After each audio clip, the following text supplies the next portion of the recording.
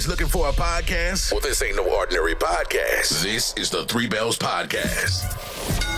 With Triple J, Mundo, and Shane O'Mac. Acknowledge me. Coming to you live each and every Monday night from Monday Night Raw, Tuesdays with NXT, and Friday Night SmackDown, featuring WWE PPVs, news, and more. So tune in live and follow the buzzards. And if you're not down with that, we got 2 words for you.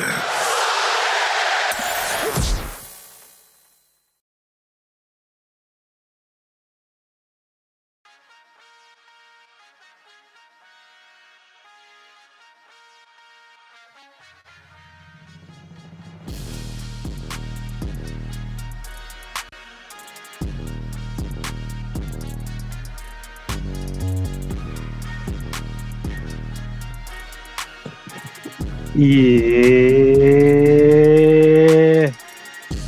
it's your boy Main Event Triple J, now live here on YouTube for the NXT recap. Everybody, I'm joined here tonight by my fellas Shane O'Mac and Mundo, our CEO. Fellas, how we feeling tonight? Whoop that.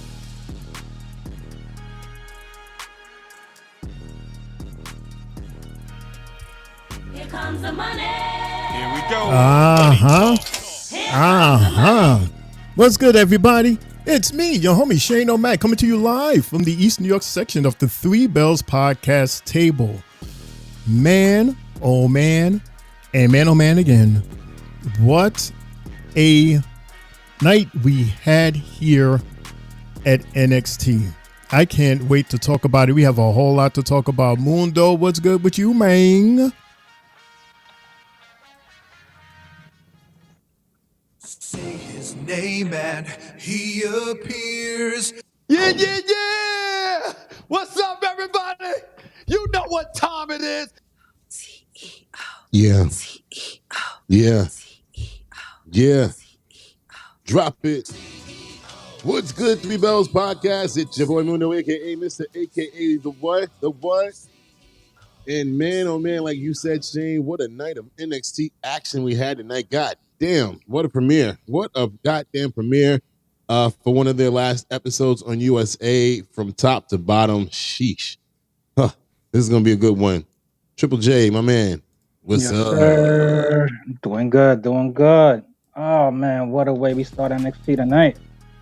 Where we're showing Trick, Petey, Giulia, Chelsea, Young OG, Dempsey, Jordynne Grace, Rich Holland, Duke. And then we also get Ava talking about Trey Miguel not being able to compete tonight. So we got the Street Profits stepping in for the tag team title match tonight. Also, we see Trick arriving, Giulia arriving, and Jordynne Grace arrives. After all of that, we start with our opening bout right off the rip. But Jay, yes. I'm sorry to interrupt you, but the one constant. Oh my God, I forgot. What? Shane, I forgot to have Shane do his honors. Well, that's fine. I forgot a 1,000 times over that, but I mean, Yeah. that was. I mean, if you want to do it, that's not what I was talking about. But go ahead, Shane. Okay. Because Jay asked for it, and it's okay with Mundo, so I'm going to do it anyway because everyone is ready for this. Is Three Bells Podcast, everybody. Mundo. Yeah, what I was saying was that the one constant in all those arrivals that we saw between Trick and Jordynne and Giulia was in the background was Jada Parker. Also, That was the chick with the bat in her hand, right? Yes. Mm-hmm. Oh. She was waiting for someone or someone while everybody was coming in. She made sure she was in every camera shot. Just posted up. Yeah. I'm like, I'm about to be the bitch. But yeah. That was the one constant that I wanted to just make sure we highlighted, because yeah, that was funny. Wow, that's crazy. That is crazy. Like looking, since I'm just, rewatching the replay, I'm like, whoa. 'Cause I couldn't really tell who it was looking at a small screen at the moment. So thanks for that heads up on it. And our first matchup of the night is for the tag team titles, where we have Axiom and Frazer versus the Street Profits. If you want the smoke, we got the smoke. Let's get it. We're gonna go with Mr. Mundo, followed by Shane O'Mac. What were your thoughts on this one? Well, I've never seen the Street Profits on NXT before, so me knowing them only as main roster talent, they look bigger than NXT, if that makes sense. Like they really, like their aura. Mm-hmm. Yeah, their aura really just like they don't belong there, and it felt weird, and they look bigger than Axiom and Frazer. Right, Yep. you heard that shit that they said Tez gained 50 pounds of muscle since he left NXT? You can tell. I mean, remember he from just the difference between him starting on Raw and now, like he's huge. Remember, we were talking about it, and yeah, it's obvious. It's obvious. He bulked up, and Dawkins trimmed down for sure. But this match, my God, I mean, I don't know. I don't know if it's Axiom and Frazer or just the Street Profits, but I mean, I think I'm gonna give it to Axiom and Frazer, because it doesn't matter who they're in the ring with. These guys put on a hell of a show with everybody, and that match right there, wow. The Street Profits, they look good as they always do. I mean, these guys look good all the time as well, and I just want to say, like, I don't know. I don't know what it is. I don't know what to do with them anymore at this point. I don't know. Because like I started off saying, they look too big for NXT. And then like we see how they get treated on SmackDown. But anyway, a few things that I saw in the match that I was just like, well, goddamn. There was this hip toss that Axiom did to Montez. And then right out of that hip toss, Montez countered it with the headlock, and I was like, it was so smooth. I was like, wow, that was really, really nice. And then what do you call it? When Dawkins got tagged in, and he hit these back-to-back big shoulder tackles to Axiom and Frazer, sending them both across the ring. I'm like, that's that power, man. I got used to seeing that from what was it? I think the first time we saw it was WrestleMania 2 years ago, when he came and blew Braun Strowman clearly across the damn aisle or whatever, the ring area. And I was just like, damn. And then with Frazer and Axiom, eventually they took control of the match, and Dawkins, and they were relentless. I mean, my gosh, with the high flying moves and everything. But again, Street Profits, they were right there with them, man. Montez came in, he was matching their speed, and hit Frazer with a clothesline from hell, basically. I was just like, God damn. And then he's flexing and all this other good shit. And then he hits Frazer with one hell of a bookend. I mean, I'm sorry, Trick, but that was the cleanest bookend that I've seen from anybody who's been doing the bookend, the rock bottom, the Jurgenagi, or whatever you want to call it. That shit was amazing. And then he hits him with that, his tip. I want to use Michael Cole's word, the vintage standing moonsault that he does. Because at first, Booker, the way he was talking, he had me thinking that Montez was about to fuck up, because he was like, I don't like the showboating, man, and all that. But Montez hit him with that standing moonsault, and then they hit him with a nice combo of moves. I think he, being Dawkins, what was it? He pushed Frazer, and then Montez caught him and hit him with another move. I mean, there's so many moves that I don't even know the names of them. I feel like I'm Joe now at this point. I'm just like, what a slam, what a body slam, the basic shit. So yeah. And then I was scared. I was like, oh no, they're about to get a clean win over the Street Profits when they hit that combo with the frog splash and the 450 splash back to back. I was like, oh shit. But Montez, he got that shoulder up, man.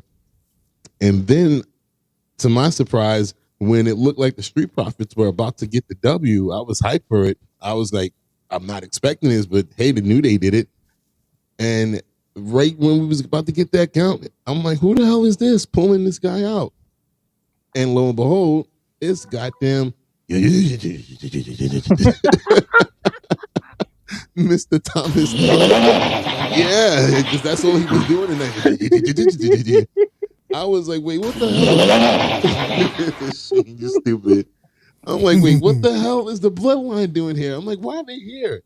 Oh, man. And that place went crazy. And then next thing you know, you see Jacob flying in out of nowhere, and then nobody gave a shit about the other one, One-Eyed Joe. But, oh, man.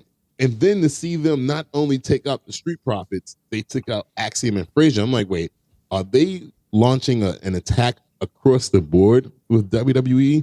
Like, what the hell is going on, man? But, man, I enjoyed that match, even though that we didn't get a clear winner.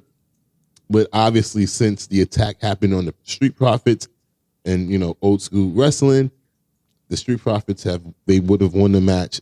They should, in the books, won the match by DQ. But, man, I was like, what a way to open up the goddamn show, for sure. Right, Shane? Yeah, that's a crazy story what you're saying, because it was that good of a match. And, regardless, because of the fact that it was a DQ, and yeah, like who would have won that? Like I would guess, I don't know. That's a good question, because it'd be like the referee was like, who are they there for? Like, who are they interfering? Because Montez was the one that had the pin. Like, he went for the pin for the 3 count, and he was robbed. And I was like, yeah, I totally was not expecting that. But then think about, they do have history, which is why it makes sense. And them just folding Axiom and Frazer, I guess just because they were there. They were there. They were in the ring. They was in their way as they was going to do their one stance. So they had to clean the house, especially that Jacob. Ooh-wee. Bruh. The fans, like a wrecking ball. Yo, the fans went crazy when he came out, and then when he started doing what he does, man. He didn't even need the other two, honest to God. He don't need the other two. I mean, granted, that was a cool move that they did to set up for I don't know what you call that move that Jacob did when he goes up on the top rope. The senton. Yeah. Like, I like how they set that up for him. Other than that, it was, they was doing their thing, and it looked cute. It was like, oh, it was cute, but Jacob, it was like, damn. When he got on the top rope, the fans got on it. He just went on the top rope, and then when he came in, no, I'm sorry, it wasn't Jacob. It was one of these guys that folded Axiom. It was the other two. Mm-hmm. Like, I can't even tell them apart. That's how weird they are. I can't tell them apart. But Jacob, we know who he is. Bruh. Absolutely. But Shane, total surprise. You think they attacked Axiom and Frazer because that they're the tag team champions? So Thomas and Tonga were basically like, well, we're the tag team champions of WWE. Like, they were flexing their shit. Yeah, that, and like I said, the fact that they were there. Like, I think if anybody else was there, they probably would have been wrecked bald also. Boy. I'm sorry, pause. No. I'm agreeing with you. I'm like, shit, hell yeah. They would just beat up anybody else just too. Beat like, anybody just to clear the ring. Yeah. Anybody. just hold them so that Jacob could do his thing. He's the one with the broom, Jay. He's the one with the broom that cleans house every time. Every time. So that was a total shock. Totally wasn't expecting that. And then remember that they actually did have, a previous engagement on SmackDown. Does this lead to us seeing Frazer and Axiom on SmackDown? It's premiere week, and it seems like everybody's blending in right now since it's all on the same channel. Do you think they want to try to get their revenge somehow? That would be so dope to see them come there, because I saw a tweet earlier by Jade Cargill, and she was busy talking about the NXT to SmackDown jumping. So I wouldn't be too surprised if, next week they flip-flop the spots and go to NXT. Wow. Because Lash responded, and she just, with little emojis. So never know. Yeah, okay, I'm gonna leave it. Mm-hmm. Talk, say it. No, I was just saying what you stated was on the show. Oh, I haven't caught up to that yet. So yeah, but that was a hell of a way to start off this show. I mean, shit. I don't know. Like, what does that do for the Street Profits now? Though? Like, where do they go? I mean, obviously, where do they go? I think it puts them now in a straight up legit beef with the Bloodline. Yeah, it's revenge. Hell yeah, bad blood. Revenge. Bad blood. Yeah, I was about to say that. I was like, well, obviously, that means we probably mess around and get, if they're smart, they might want to save it for Bad Blood, because they've been feuding for a while now, like maybe 2 months, if I'm not mistaken. Mm-hmm. Yeah. About a month and a half. Because it all started with the whole, what was it? The match, the gauntlet match. Yeah, the gauntlet match. And then last week and the week before that and all that. I remember at one point I was like, it was Cody and Street Profits. Then they got replaced by Randy and KO. And yeah, it's been a while. Yeah. Right. And then you see at the end, you see Tama. Tama was doing exactly that shit playing. Shane be playing. Yeah. Yeah, he was doing that the whole time. I couldn't. Every time I see him do that shit, I'm like, yo, you're the only person I think about when he does that shit. I think of a goddamn hyena for some reason. I'm like, yeah. A wild pack of hyenas. Yeah. While Loa is the one who's the weak link out of the whole group. Mm-hmm. Because Tama does show his strengths and his speed, but Loa, I don't know. Loa's just too slow. Well, and he's the more powerful guy, isn't he? I would think we would think that Loa's the stronger out the two. But the way Tama be going, Tama looks like, just because of his speed alone, it makes his hits a little bit harder. And it seems like, I know Loa being Camacho or whatever you want to call it, that Spanish wrestler that he was back then. Mm-hmm. And he never really had it. So he's just come in, he'll wreck house a little bit, but we never see a full display from him. Because we seen him and Tama just grab this guy in the air and like damn near swing him. That's what it felt like. They put Tez into a damn hammock, turned him into a hammock, and then they broke the hammock. But that's what that's in time. Mm-hmm. Oh, that was cool.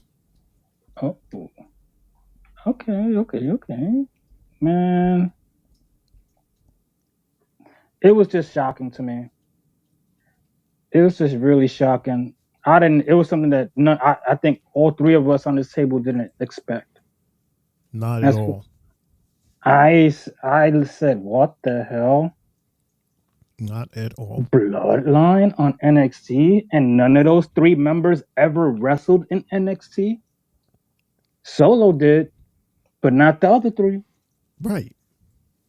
So this is definitely different. Mhm. And it sometimes I feel as if it's maybe one of the three needs fine tuning, and that's the reason why they're probably also down there to attack some of these younger guys in the NXT roster now. Now that they already did that, but I'm gonna keep an eye for Monday. Well, Definitely gonna keep my eyes peeled for Monday. you know that European tour that they went on, Mhm. Solo wasn't with them. It was just the three of them competing. Oh, So yeah, and yeah. I mean, I was shocked. The last thing I thought would be why would they show up there? And like you said, none of them competed on NXT before. So I think it was a statement being made to the tag team division across the board. Across the board. Yes, I agree. Loud statement at that. Mm-hmm. Everyone heard it loud and clear, especially them. Especially them. Poor both tag teams. Hey, Jay. Yeah. LaJuan says, "What's up, fellas? What's good, Wani? What up, LaJuan? Wani. Yeah, I don't know what that is, but what up, LaJuan? What up, tag team partner? I don't know. It just came out the blue. Hi, Spotlight. How you doing, Spotlight? Hey, Puddins. You good? Hola, chica. Hey, yo. Oh, God. Right. After this fight, we got NXT Anonymous looking at Tony D. What's he talking about? Know you, but you got a reputation. You're not afraid to get your hands dirty. My kind of guy. Listen, Oba's a wrecking machine. He disrespected Adriana. I need you to take him out. I put a little extra in here. All right? He pulled something out of his pocket. Yep, He paid somebody off. He paid somebody off. God damn it. Mm-hmm. And you know what the internet was saying about that? Everybody was saying that was Moose. We shall see. Because when I watch TNA and I see the group their group come out, Moose is always in a hoodie. So you're able to tell if that person was in a hoodie? Yeah, you could see the hoodie on the person. Pretty much. Okay. And this is I'll wait till later and see what happens. You guys probably already know. But yeah. Yeah, that's what I said. We'll see. Mm-hmm. Also, we get a Giulia promo that I could not understand. What does Giulia got to say? Do we get a Giulia promo? Because it looked more like a little video. It was a timeline. Yeah, it was. It was a timeline from Stand and Deliver up until last week. Yeah, it was like one of those type of videos. Mm-hmm. You know what it was? Like, one of her best friends complained that one of the AEW chicks complained about Giulia not getting a video package or vignettes that we normally would see with other superstars that are coming in. Like, we never got that from her, and they were, she was just stating that earlier. So maybe this is a reason why we getting that tonight. Well, I mean, we knew it was coming, just because they didn't get it before. I mean, they wanted to make it impactful debut at the pay-per-view. So why would you want to ruin that by showing a damn video package of her? We already saw her at Stand and Deliver. Right. And then they already had the girls in the back talk about her, so why? And we know they do these damn things anyway. Yeah. Even for wrestlers that we already know who the hell they are, we still get a video package for them. So Calm But down. it's for the one person who hasn't seen it. One and two, they want to hike it up because this was shown before a match. Right. So I noticed that's what they're doing a lot. Like they're showing like this amped up video package before the match that they're participating in.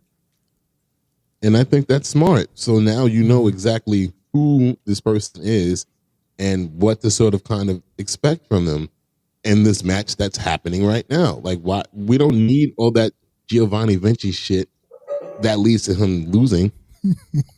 Like, I'm good. I like the way they did it. AEW lady, you stay over there and worry about that nonsense over there. Pretty sure they don't do that at all. Yeah, I'm sorry, Giovanni. Like, it was just so funny. It was beautiful. Beautiful and It was beautiful funny at the same time. Shout outs to Apollo Crews, man. Yeah, finally. Yeah. Oh shit. Oh man. So we got match number 2 on the card, featuring the debut of Giulia versus Chelsea Green, Mr. Shane O'Mac, and then Mundo. What were your thoughts on this ladies' match? Okay, just so I have this clear, is it pronounced? It's Giulia. Yes. Okay, not Giulia. Okay. Julia. And, yeah, Giulia with a G. Julia with a G and Chelsea. Since she was down there tonight. She was down there. She said it. I don't know why every time I hear her say that name, I'm thinking of Mundo and us two just cracking up. You heard it? Look.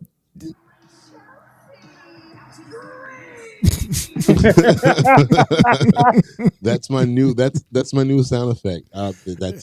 It's there. Love it.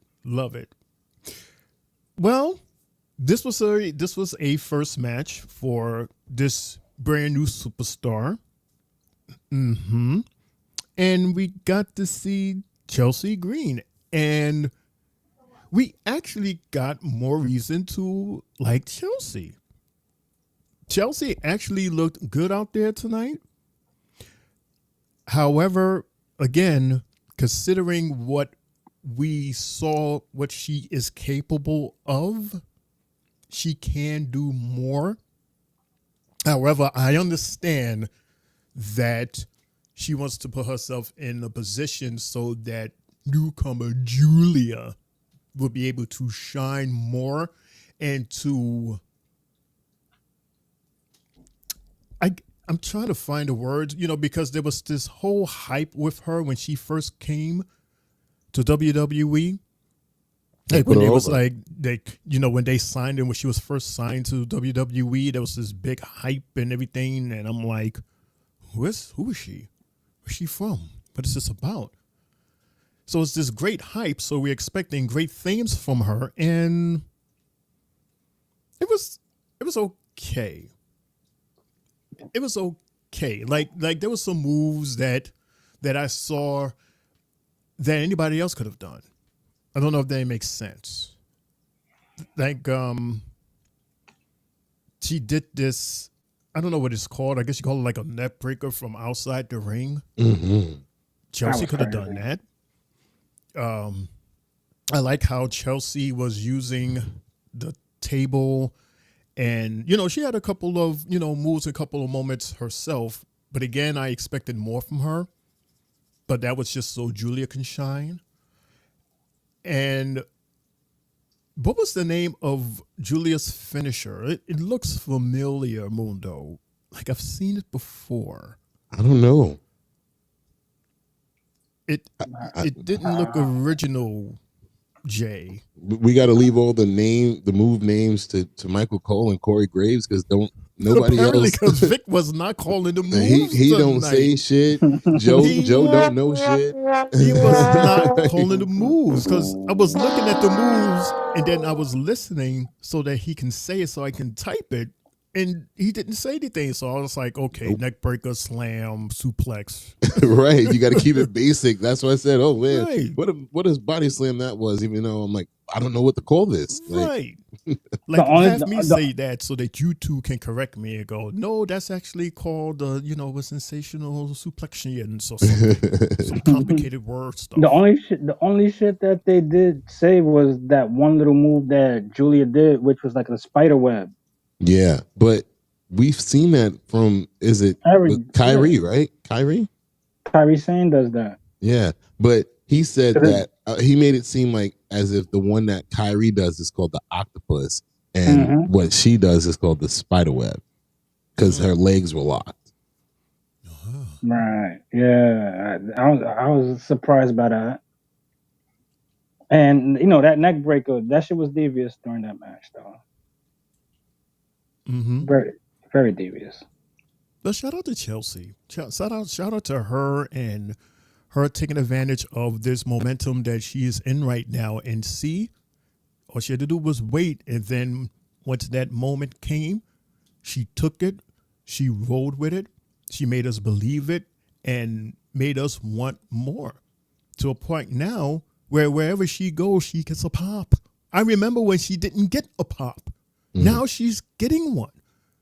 And most of the time, she's not even with Piper. She wasn't with Piper tonight. No. I was surprised by that. Yeah. I thought that she was going to come. I thought she was going to come out. Not going to lie. Last time she came, she was by herself. Remember, she Last was with week. even before that, when she came out to talk with Santino's daughter. With Grace? True. Yeah. I'm surprised they haven't interacted again. That's because she's now the liaison for NXT when they go to TNA. Yeah, because we haven't seen Grace in weeks. Yeah. Oh, so that's what she's doing. Okay, because I vaguely heard her name associated with TNA. That's what that is? Yeah, Jay watched TNA last week, and he was updating, and he said that to me. I was like, oh, wow, that's cool. It makes sense. Cool. Makes that sense. Cool. Work with her father. That's so cool. On my end, though, I want to give shout outs to Chelsea Green because, this match was obviously, it wasn't a squash match. That's the one thing I'm proud of and happy. It was not a squash match. It made both competitors look good. Mostly Chelsea, though, because we got a different side of her tonight. And, I think she's not struggling, but she's trying to figure out the right balance to show what she used to do before she became Chelsea Green and then what the Chelsea Green character calls for. Because some of those moves that she was hitting tonight, the fans and myself, we were like, oh, shit, like, oh. And then, then you'll have the moment where she's like, she backs out because she doesn't want to get kicked in the face or whatever. But how she even started the match, she slapped the shit out of Giulia. I was like, ooh, girl, what? And then Giulia gave her a nice headbutt right back at her. I was like, okay, nice, cool. I was like, right. And then Giulia hit her with a nice missile drop kick. It was clean, very clean. Certain moves we see on a regular sometimes don't hit the way they're supposed to, but that missile drop kick was nice and clean. And then Chelsea, she did her best Jade impression by giving one hell of a bicycle kick to Giulia. She kicked this chick right in the face. And I think it caught Giulia off guard because I think she might actually got kicked in the face. And she had to step to the side for a second, like, ouch. And Chelsea was showing her aggressive side when she got into the corner and she had a chokehold on Giulia, lifting her off the floor for a minute. I was like, okay, Chelsea, I've never seen you do that before. And she hit her with this nasty, crazy German suplex. I was like, ooh, I like this. This is more aggressive Chelsea. I was really impressed Shane, when I messaged you and I was like, I'm kind of impressed by Chelsea, and this was mid match. Not even, the match wasn't even over yet. We just seen those moves at that point. Right. And then Chelsea hit Giulia with some move I've never even seen her do before. Like she lifted her up and then she like spiked her into the mat. And then again, the fans was like, oh, and I was like, what is that called? There's no name for it again. So I don't even know what to call it. But I was just like, wow, Chelsea is really bringing it tonight.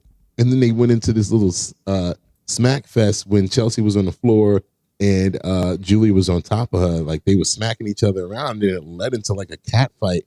And the referee was like, okay, hey, you got to either cover up or get up. Like, what are y'all doing? Like, it was, I was like, okay, y'all. And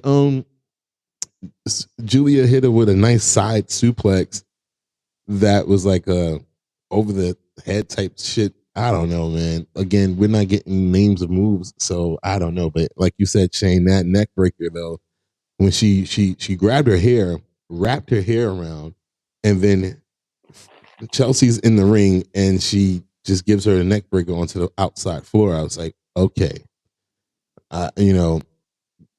What I got out of that with Giulia is if she has a competitor or an opponent that's gonna up the ante or up the competitiveness, then we might even see even more out of her. So yeah, I'm looking forward to see what she'll do with Roxy on that CW premiere. And I just really like how they were able to find a good balance where Chelsea didn't look weak and she wasn't a jobber. Mm-hmm. She looked good and they both looked good. So that's one thing that I'll give NXT a shout out for, because I was impressed. I was like, good second match. I was like, you know what? That was a good follow to the first match, and it was the ladies. So yeah, shout out to both of them. I feel within this matchup that Chelsea had, as I keep on saying with her, she's doing this a lot, especially with a lot of newcomers that come in. She seems to be the person that they use, and eventually she's gonna get rewarded. It's gonna happen soon. On which show? I have no clue, bro. No clue. She's gonna get rewarded in a way where it's gonna be something we least expect. Whether she wins either a Rumble, a Money in the Bank, a North American title. Oh my God, dude! She's gonna get something. Imagine how annoying she would be if she won Miss Money in the Bank. Green. I think she would be worse than Tiffy Time. She would be next level annoying. Oh my gosh! But I would love it. I would love it. It would be worse than what was the first one? Carmella. Oh, because these characters are similar, and I really they for somehow some way they've gotten me invested into Chelsea's character. I don't know how they did it, but whether it's her mic skills, which are elite, I don't think anybody gives her any props for that, because she's funny as hell on the mic, and the creative mind that she has with the names that she calls people and stuff, that it's funny. And it's like Nicholas the Prickless and like everything that she calls the GMs. I'm like, that shit is funny as hell, but it's so true. And then they got me invested in that character, man. Nice. That's good to see. Good to hear. So after this match, we have an interview with Mr. Trick Willie. We sure do. He is. What's that? What an amazing debut that was for Giulia. Trick, tonight is your opportunity to get back to the NXT Championship. But first, it's a last man standing match with Pete Dunne. Fine, okay. Look, I ain't gonna lie to you. I never had a last man standing match before. Look, I know it takes grit. I know it takes determination. Grit. But I've never done it before. But don't get it twisted. That's not gonna stop me from getting my NXT title back. See that security? CW, October 1st, Chicago, Ethan Page. I want that. Not even Pete Dunne is gonna stop me. And just to be clear, I want the whole world to know, Pete, you are undoubtedly, undeniably a Class 1 butch. You're a bad man. You're one of the best opponents I've ever seen. But tonight, I will be the last man standing. He's a butch. Yo. Hey, look at this, Jay. This is Jordynne Grace working out. Yeah. For the past 15 years, this TNA Knockouts Championship has represented the best women's wrestling outside of WWE. Legends and future Hall of Famers have held this, and now I carry it and its legacy proudly. So why an open challenge as part of WWE Week on USA? Well, the NXT Women's Division is stacked from top to bottom. And the more formidable the opponents that I defeat, the more prestigious that this title becomes. So NXT, bring your best. Wow. That's... Yo, like, she started it. She started this whole thing back in January, when the Royal Rumble was in January, right? Yeah. She started all of this. Like, we got to give her flowers, man. I mean, she started a hell of a what do you call it? What's the word I'm looking for?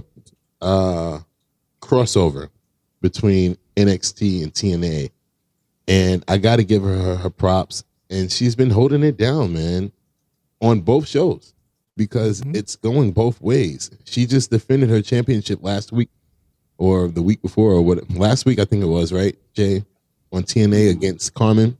And then she did it a few weeks ago against Tatum.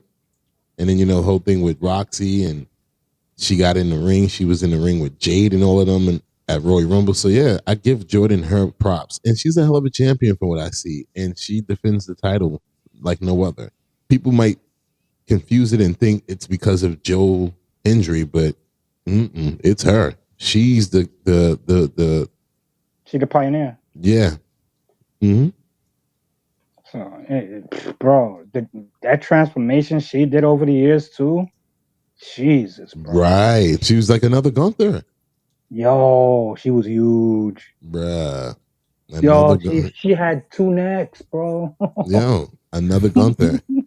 and she has a black husband who supports her 100%. And I love it because I caught some. I think they did like a backstory on her on TNA a few weeks ago, leading into her match with Roxy at a Heatwave, and yeah, I loved it. Oh, nice, awesome. Oh, damn, the impact that TNA is having on NXT.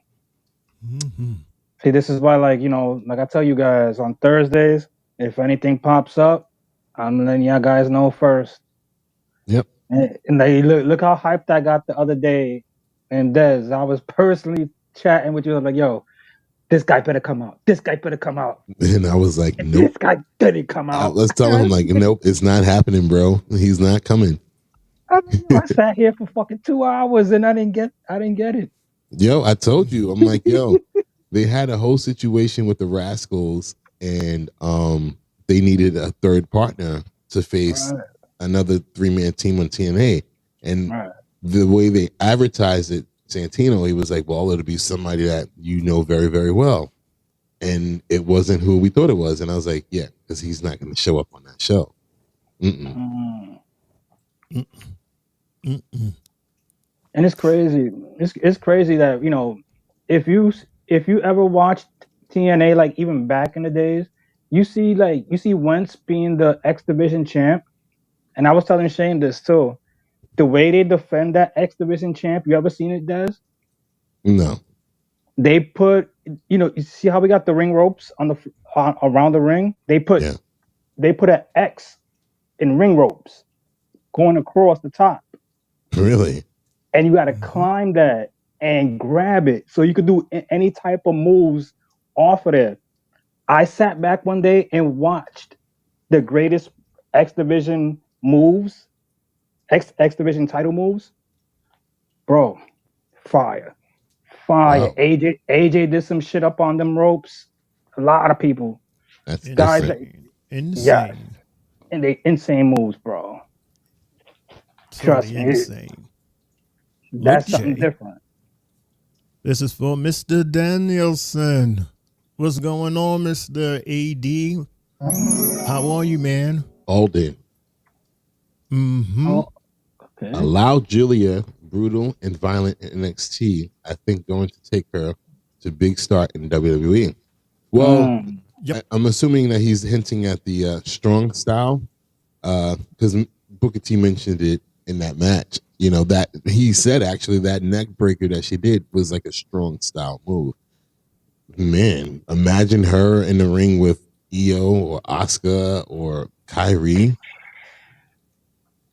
and they let them do what they do in Japan, because you know they have that relationship with that Japanese wrestling company out there. Imagine that. Mm-hmm. Woo-hoo. Because I Because watched Io's match when she was out there with AJ Styles, and I was like, she looks like a completely different person out there. That match was wild. Mm-hmm. Very entertaining. the freedom that you get when you're away from WWE. Mm-hmm. And you could bring out a totally different arsenal on one end of the spectrum, but then come back and gotta have a cleaner. Right. Same with type AJ movement. Styles. He looked different too. Mm-hmm. It's always an extra little bit of reckless abandon when they go and they show off what WWE should be letting them do. So it's good to see WWE float into the indie scene and grab someone like Giulia. If I'm not mistaken, wasn't like Asuka when she was in Japan with them touring? Did she bring her out at any moment? Asuka did come out, even though she's still hurt. She came out and addressed the crowd. She did. Oh, I thought she brought out Giulia. Oh no, did. Asuka came out. Okay. Okay, cool. See, I didn't know. Okay. I'll be watching, bro. After this interview, before our next match, before our third match of the night, we got Lexis King and his drawn-on sideburns. I don't know about that. That shit look drawn on, bro. That shit It looks way too perfect. Look, I was like, damn, I need a barber like that to just make my shit. No, I need an artist to do that. That's Hey, look, some barbers are artists, man. Like I was like, damn, that shit was nice. Bro. Airbrush. Urban Styles. I mean, look at it. It's jet black. That shit is crazy. That some of my loyal and creative intellectuals put together a little compilation of the King's greatest hits. Oh, that's him fighting Devontae.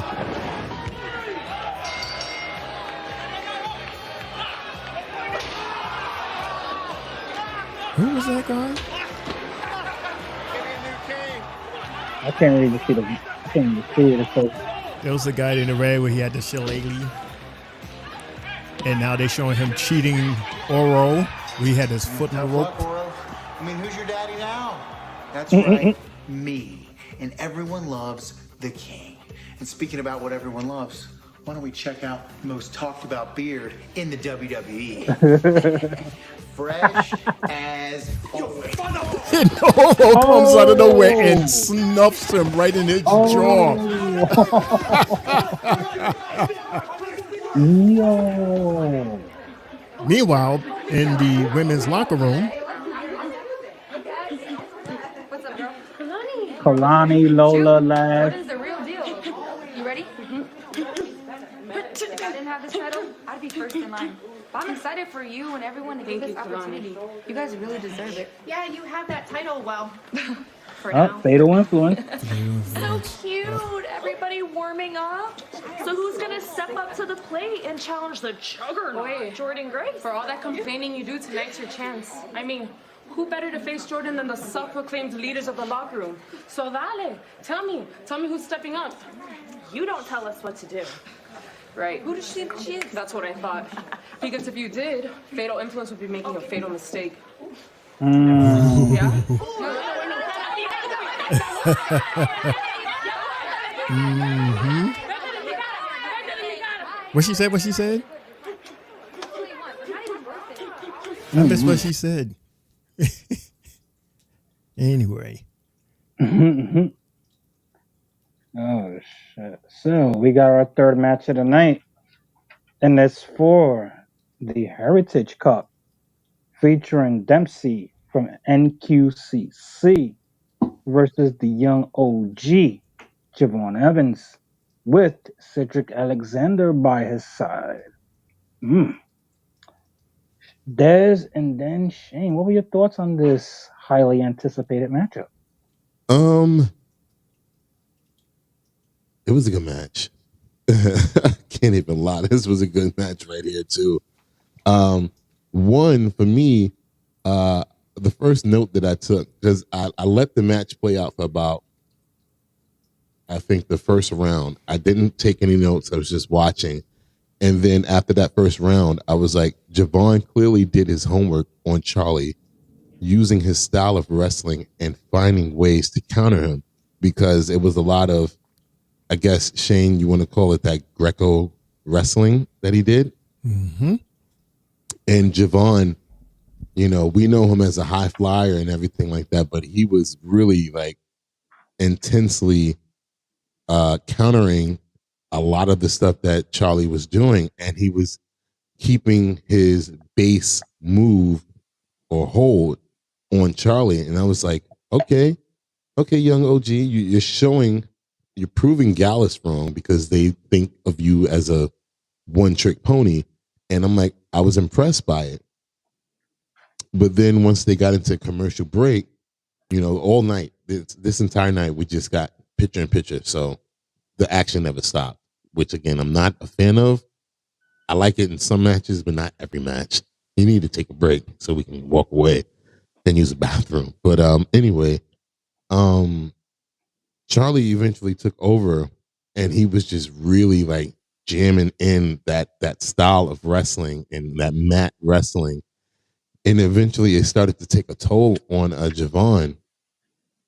And he countered whatever Javon was doing at the time and rammed him into the turnbuckle, where he hit the back of his neck. And then he caught him with a dragon suplex and caught the first fall within the second round. And then I was like, okay, that's one.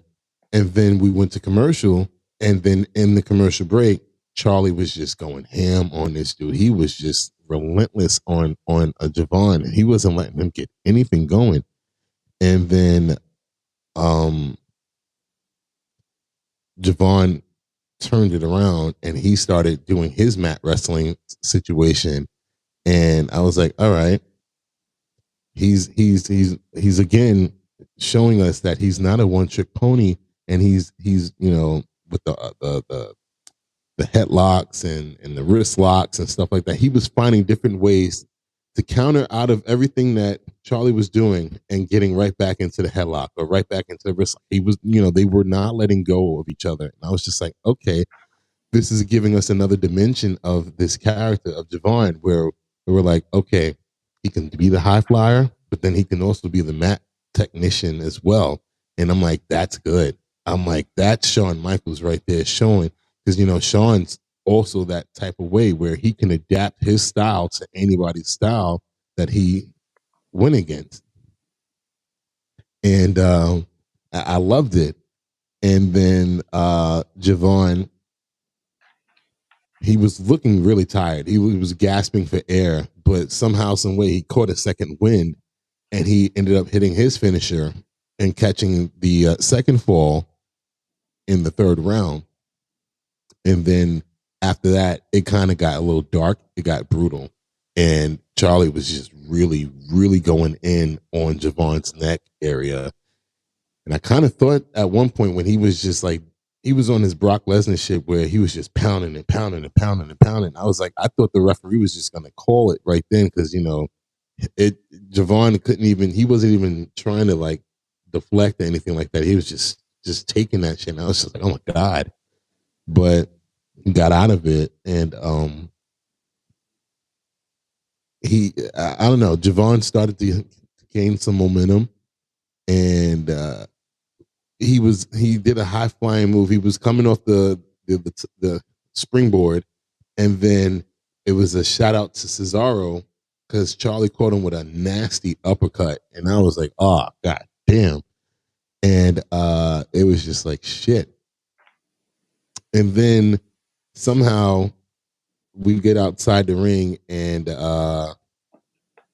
Charlie's out there, and then Javon tapped into his inner Undertaker, and he did a over the top rope splash onto Charlie, and I was like, oh, all right. And he threw him back in the ring, and then out of nowhere, we get Tevion, who's back from Japan, and he gives him a nasty, mean belly to belly on the outside, just slammed the hell out of this dude, and then throws him back in the ring, and then Charlie gets that second fall to win the match. And I was just like, shit. But I mean, that boy, Javon, put up a hell of a fight. And I mean, again, another match where neither competitor looked bad. They somehow still elevated both people, whether they won or lost, and made you invest in it. Because now I'm like, damn, Charlie is a hell of a wrestler, man. And like Booker T said, Charlie is like a throwback to whatever wrestlers he mentioned, who I guess are mat technicians. And again, I was impressed with both. I mean, match of the night's gonna be fucking hard as hell. Cause I mean, shit. Yeah, Shane, man. I absolutely agree with everything that Mundo said. You know, one thing about young wrestlers, and the good ones are the ones that keeps an open mind, that would say, okay, I'm willing to try this type of, or this form of wrestling, add it to my repertoire rather than just doing it this one way because I think I'm this shit and I think that that's what sells. But what sells is what you're doing. That's part of growing up to a point where, depending on who you fight, you can adapt to their style and complement them, and it'll be a beautiful dance every time you step in the ring on that dance floor, and we love it. Shout out to Mr. Evans. You're growing right before our eyes, and I absolutely love it. And shout out to Dempsey. I mean, this dude, he's such a strong and powerful. He's a powerful wrestler. He's very strong, and he does remind me of like that William Regal type of strong and strength. You know what I mean? Like William Regal, he wasn't like, the most athletic looking dude, but man, he could put a punch. And that's what Charlie reminds me of. He's a younger version of him, but more agile, if I can use that word. But congratulations to Charlie, as he remains as the current holder of the Heritage Cup, Jay. All right. Like, that was one thing I was going to ask you as well. How much does he remind you of his father? A lot. What parts? Would you say his ring skill or his mic skill is similar to his father's, or you would say both? Personally, for me, I would just say his ring skills.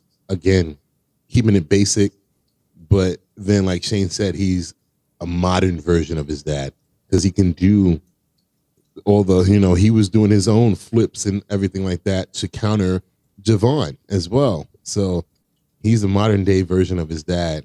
And mic skills wise, I don't know, because, we've only been seeing him talking and then Ren would interrupt him or whatever like that. But his dad, I don't even know if he was the best talker on the mic, but again, ring wise, yeah, for me, yeah. I remember him being very cocky. like Gunther cocky. That's what I remember. And he did that shady hand wave. Like whenever he does something real shady or piss off the audience, he will smile and wave at them. Like that was just so, I love that. It was just so shady. And I'm trying to think of which Mania. He opened a Mania and I thought it was one of his best matches. I don't remember who he fought. But yeah, in terms of going back to him and Dempsey, like Dempsey reminds me more of him like in the ring. Yeah. The mic skills are like they're different because William he was more brutal, more shady, more of a cocky attitude, almost like a screw America type of attitude type of thing. Yeah. All right.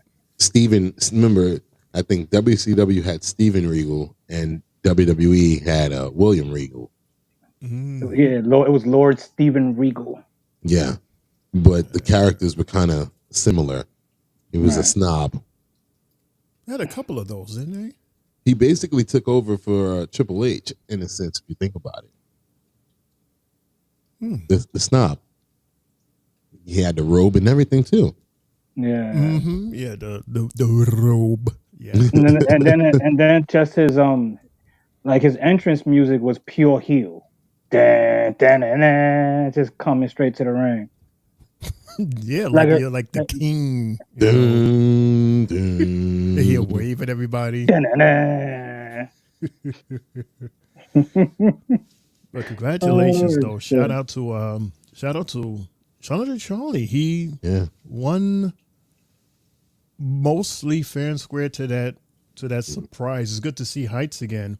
And it was funny, Mondo, because I was just thinking about him during this match. I was like, where's this dude? I noticed that we haven't seen him in a while. We keep hearing his name out there in the air. We haven't seen him. He was in Japan. Right. And lo and behold, here he is. Yeah, they said he was going to be in Japan for about a month. And he was out there kicking ass too. So, and then you heard him. I saw that fight he had. You heard him after the match. He's like, I'm back. I'm like, damn. They look full strength now. I mean, no complaints. I enjoyed that match. Me too. Oh yeah, same here.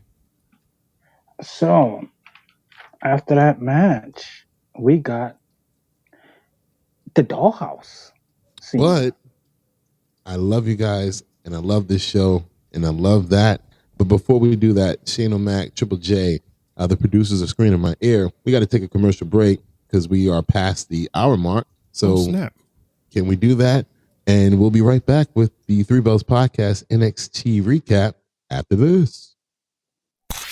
You guys looking for a podcast? Well, this ain't no ordinary podcast. This is the Three Bells Podcast with Triple J, Mundo, and Shane O'Mac. Acknowledge me.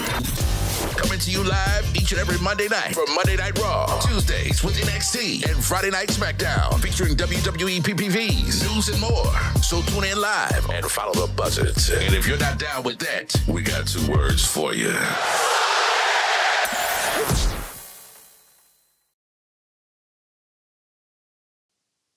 Yes, sir. We're back, ladies and gentlemen. And we're going straight to the Dollhouse. Who's in the Dollhouse, everybody?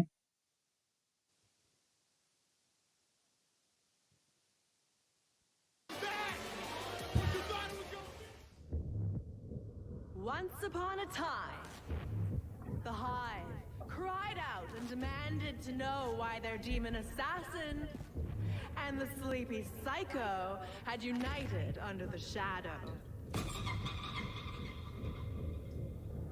There are, of course, several reasons.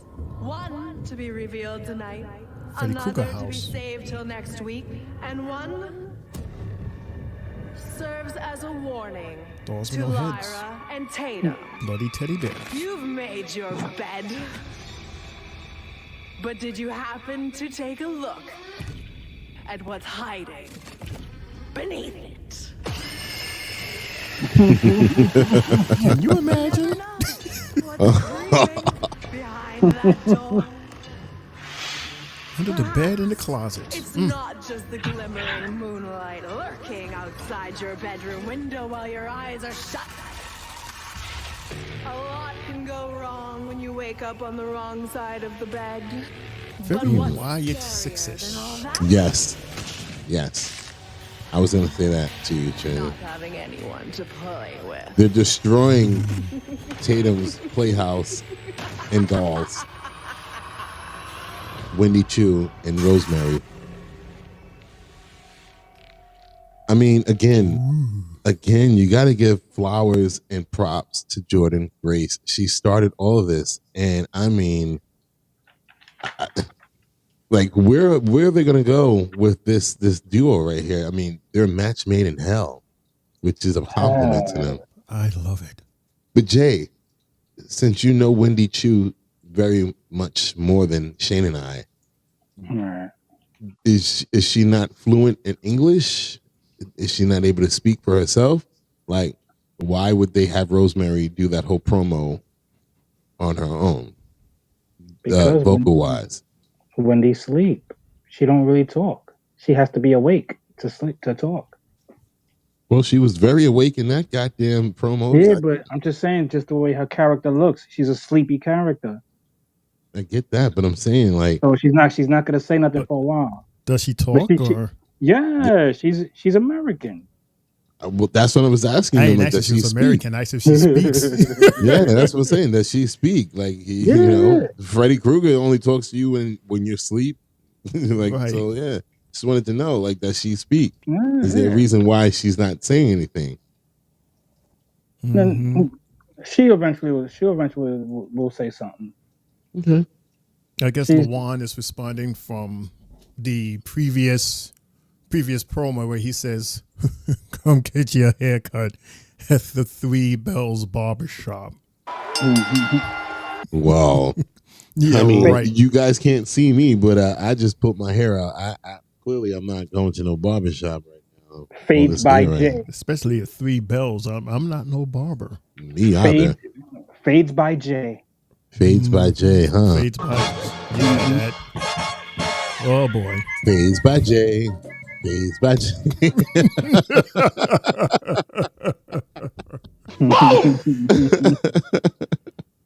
Wow, it seems like you multitask, huh? Multi-talent right. Jay. While he's looking out the window, While he's looking out the Fades window by Jay. Looking out the window and snitching with Jay. Fades by Jay. Let me stop. Stay tuned till Friday's episode of Snitching with Jay. Oh man, one of the live greatest from the commercials barbershop ever. Right. The one says, "I'm telling you, we need the sisters of Abigail." Huh? What, he's trying to incorporate Wendy and Rosemary with the Nikki? Wyatt Six. Yeah. Well, the sound wise and the cuts, it did remind you of the Wyatt Six. I mean, that's what I thought when I was watching it. So totally, you said it. So yeah, but I don't know. What does this mean? What Spotlight is saying? I've never seen those emojis in my life. Are you using an Android? I see two people yelling. I see three shades, and it looked like blue Pac-Man, shades, a fish, and a heart. And I again, are you using an Android Spotlight? I've never seen that on a Jay. iPhone what is she saying, Jay? Yeah, you speak Android, and ladies and gentlemen, this is the translation of the night by Triple J. Bring it back so I can see it. Sorry. Bam. The fuck? See. Is it coming from an old Android phone that you're unaware of? Or maybe a newer one that you're unaware of? That looks like it looks like updated emojis though. Some type of new emoji that came out. Emojis that you don't have. Not on my phone because I've never seen those on my phone. Well, then again, my phone's Lawan says that's the YouTube emojis. Well, see, this app with this site we're using now, I can't. I'm not Whatever. It is. Ha ha ha ha. Well, thank you very much, Spotlight. Thank you very much, Spotlight. Mm-hmm. So after this dollhouse segment, we have our fourth match of the night featuring what? Fourth. No. This is not. No. We have a backstage segment with our NXT champion, Mr. Ethan Page. That's right, boy. Back to NXT. To NX Me. Now, before NXT. Sarah here asks me about tonight's last man standing match, I'd personally like to ask everyone at home to take a good, hard look at the NXT champion. The same man that should be thanked for the era that we are all currently living in and will continue to live in after October 1st when we make our debut on the CW network in Chicago. And the man to thank for the era of ego, it's me. All ego, Ethan Page. All right, last man standing match. Who are you rooting for? Trick Williams or Pete Dunne? Well, everyone in this locker room is deathly intimidated and afraid of Pete Dunne, but not Ethan Page. I've already kind of figured out the bruiserweight, to be honest with you. So, Trick Williams then? No. Trick Williams is... he's still chasing ghosts. The man was lucky enough to collect lightning in a bottle once. He had the whoop that era. It took this entire company by storm, but if you're asking me if I think Trick can collect lightning in a bottle twice, you must be joking. I'm confused. Who then? Am I rooting for? Oh, me. Myself. Oh, Sarah. Truly, I get to Mr. watch Choppy. both these men absolutely demolish each other. It is a last man standing match after all. But after that, all I have to do on October 1st is pick up the scraps of whoever truly is the last man standing. Bruh. I think they'll be healed by then, Vic bro. Booker, back to you. Like, are you serious? Like, they'll be healed by then. It's fucking September 10th. October, like, really, bro? Right. You got a Like, long just way to pick up go. the pieces, like, bro, okay, whatever. But I don't know. But like, all right, remember how we were comparing the championship runs of Cody and Damian while they were going on? What do we rate this championship run with Ethan Page? Like, Jay, what do you think? I would say so far it's been good. He hasn't let me down as far as being the champ that he is. He got bravado. You know, he talks the talk, he walks the walk. Everything you want in a champion, and when he fights, he wins. You know, and in such a short time, he's done a lot.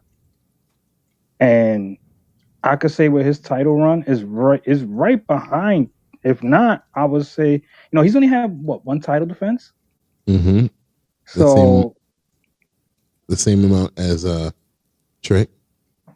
Right. So it's really hard to say that he's had, you know, that his title runs have been better than Cody's or Priest or now with Gunther. So I think he needs at least maybe two more title defenses for us to start thinking like, where does he rank at as far as within the three in the loophole? All right, Shane, for you, is this title run or this ego era, is it more about Ethan Page or is it more about Trick Williams trying to get back that championship? Yeah, of course, it's MX Me. So yeah, I mean, like I said, I still don't know what's in that contract. So it seems to be that he remains as that guy, and Trick is on this whole chasing after the title tour, if you want to call it that. And at the same time, you got Mr. Pete Dunne doing double, triple overtime by being in Trick's way, and I'm all for it. Like, I'm not bored of any of this. I am highly entertained by all of it because I don't know when the bubble is going to burst, but I'm enjoying the being inflated, and I want to be wild when it happens. Well, whatever happens, I want it to be wild. Don't do anything stupid. That's all I'm saying. Well, for me, I'm thinking that this current era is more so about Trick getting back the championship. I feel like it's a callback to like Randy Orton and John Cena, where, you know, Randy is the evil champion and Cena's trying to get back that title. Even though I have no clue about that feud, but I feel like it's hearkening on that, where he's the evil champion. He's saying all these things, and even though he's only had one defense, but he's been champion for like maybe about a month or two now, or maybe even longer. And in that same breath, we've seen Trick go through so many different hoops and everything like that since he lost the title to get back to that spot where he can get his championship back. So I think, in my opinion, it's more so about Trick getting back to the NXT title and just solidifying him as the man on NXT. And it's solidifying him as the man on NXT without having to lean on Mello to, you know, bring him up. Because that the first time around, it was all centered around Mello and him, and Mello passing basically the torch to him, and him beating Giulia. And now it's literally about him just trying to get his title back and doing whatever he has to do, winning whatever he has to win to get to that point again. All right. Cool. Put down the Pepsi, Jay. I don't got no Pepsi in my hand. What are you talking about? The other one, what are you talking about? Well, he can't see. We can see, but he can't see. Exactly. I don't know. I guess he's assuming that you're drinking a Pepsi. You probably said or did something that warranted him to say that. I don't know. They I don't will know. be healed, says Spotlight. Whoever they are. I know when we was talking about the other match. I would assume. Oh, what Ethan said about the CW premiere and the match tonight. Yeah, definitely. Hopefully, if they don't go too crazy tonight. Right. He just got the belt. Can't say much. It's been good, says Juan. Right, yeah, it's been pretty good. Yeah. I mean, he's had it for what? You can say good. One pay-per-view now, but it's been like 2 months because, you know, NXT doesn't do pay-per-views every month. Right. It's been about a good 45 days, I would say. 45 to 50 days. Something close to that. I'll go back and check my notes later on and see how long it's been. We got our fourth match of the night, and it's featuring Mr. Obafemi. All right, so Jay, I'm gonna have to cut you off. So, right, so before the fourth match of the night, we got a preview of the conversations between Jade and Bianca and Shawn Michaels, and they were talking about how, well, if the Street Profits who are on SmackDown, if they can go and jump to NXT for the championships, you know, we should be able to do the same thing as, you know, because we're champions. And Shawn agreed. And then they were like, all right, so we'll show up for the CW premiere. And it was announced then that Jade Cargill and Bianca Belair will be on the CW premiere of NXT, and it looks like they might be defending their championships. So, yeah, that's what we got before match number 4, bro. So we got Jade Cargill and CM Punk coming that night? Yep. Jeez. Jade Cargill, Bianca Belair, CM Punk. Yeah. Wow. It's gonna be a ginormous show. Because remember, they're not at the PC. They are in Chicago, so they have to fill up that arena. So with Punk alone, it's enough. But now you're adding on, because remember, this is what we've been arguing about, is the fact that these women's championship titles are technically unified with the NXT Women's Championship titles. So those titles should be defended across all 3 brands. So now that they've said it, they have to show up. Correct. And they will show up. So that's cool to know. Triple J, back to you. Thank you, sir. Thank you, sir. Of course. And finally, we could get to this 4th match of the night, featuring Obafemi versus TNA's Hammerstone. I don't know diddly squat about this Hammerstone guy. All I wrote about him, like in parentheses, was Lex Luger in the face. And just the face?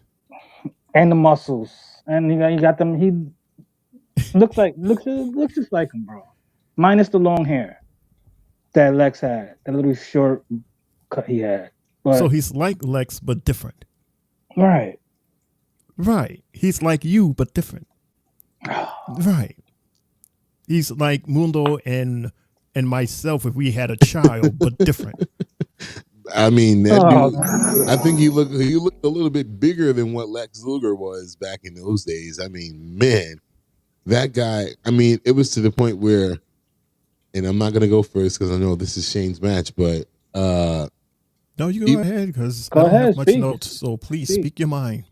I mean, Booker T was this is the first time I ever heard.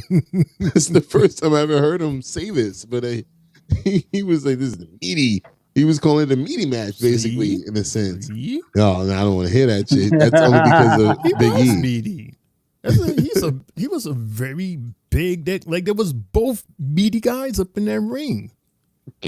Hammerstone and Ober. Are you kidding me? Yeah.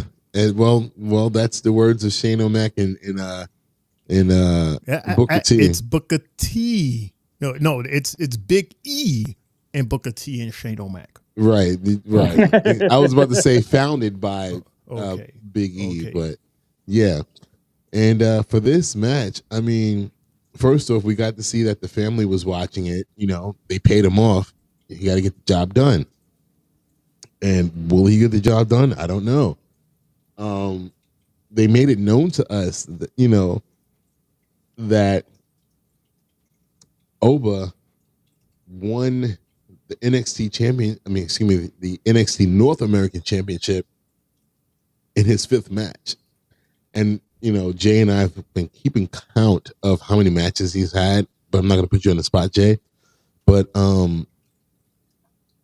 Booker he compared him to Goldberg in saying that like his run that he's on right now, Oba, is similar to when Goldberg first came to WCW. Only because I'd never realized, and like literally, I've never realized the fact that Oba is completely undefeated since we've seen him.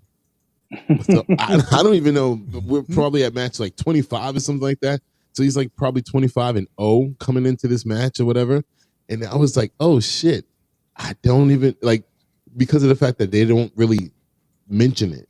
And it's not, you know, something that they really advertise. It's just, we just figure like, all right, it's Oba versus whoever. Can they beat him? But not knowing like where, you know, like with the Undertaker, it got to a point where it's like, oh, it's a streak. Oh, it's Goldberg. He's at a streak now. It's with Oba. They haven't really been mentioning it. So I was actually blown away by that. And I was impressed by the Stone dude. He was holding his own. I'm not a fan of him.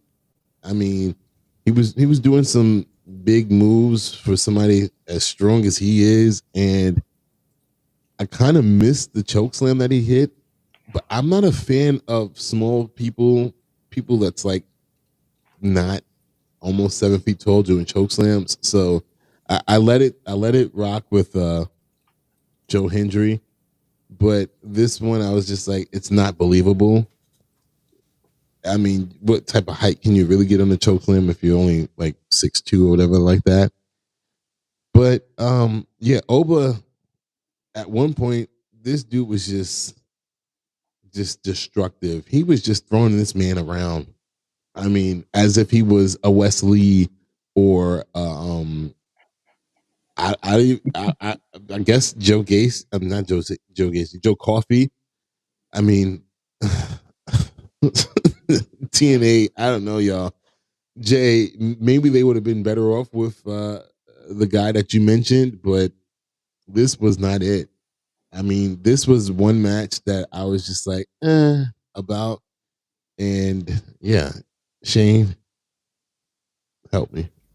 I didn't even tell her. I didn't even tell you who the winner was, but yeah.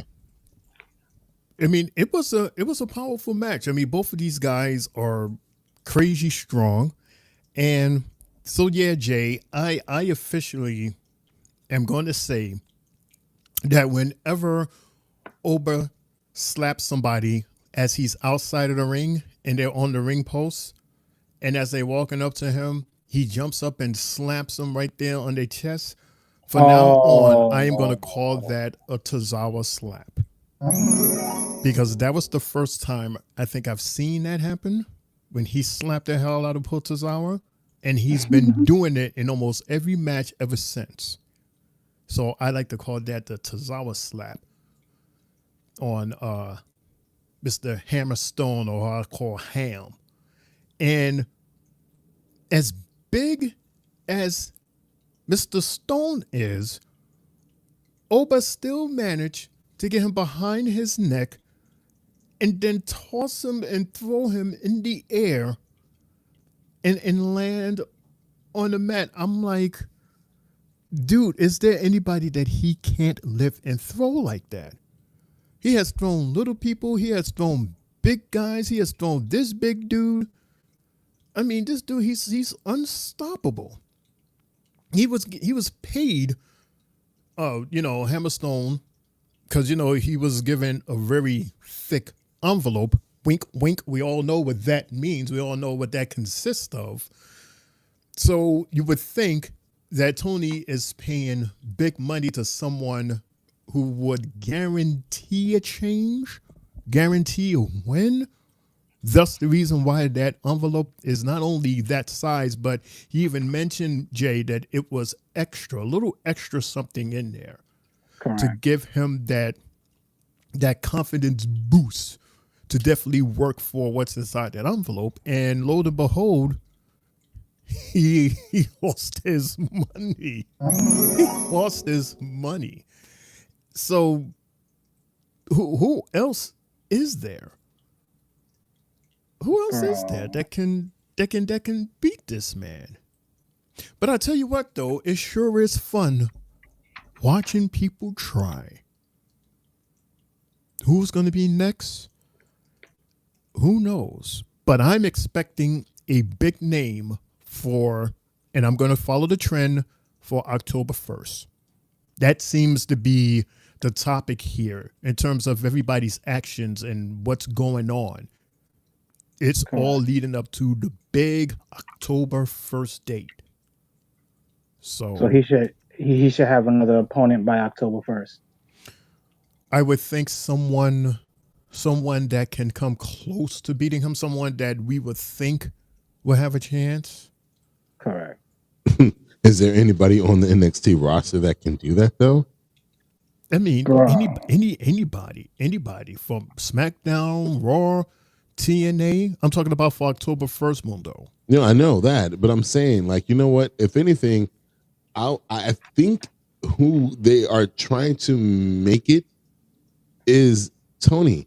but he's trying to figure out a way to make it happen. And I think that he'll figure out the proper formula eventually to do such. It's just that beyond the CW premiere, they don't have anything else coming up besides Halloween Havoc, and that's all the way at the end of October. So I personally wouldn't think that I wouldn't want them to waste a win like that on a regular NXT TV show. If they pull the trigger, if it's not the CW premiere, then it has to wait until Halloween Havoc. But I don't know how you extend this story between them that long. Am I making sense? All right. Do you think based on that, do you think, with this being the premiere, do you think there's a title change? And Strictly's the new era? Of course. Yes. I mean, I think this whole, like I told you already, this whole situation has been about Trick getting back to being NXT champion, but this time it's not about Mello. It's not about Giulia, the guys who have moved on to the main roster. It's about him and him solidifying himself as the guy on NXT. Right. Okay, cool. Fellas, you have a chance. Look at your screen for Spotlight. Oh, yeah, Spotlight has to tap out. I don't raise no quitters. What do you mean tapping out? We don't tap out. Spotlight, what are you doing?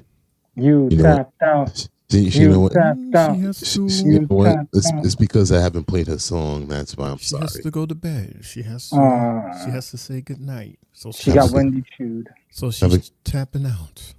Have a good night, Spotlight. Good night to all. The One and the Three Bells podcast, Shane J and CEO Dez.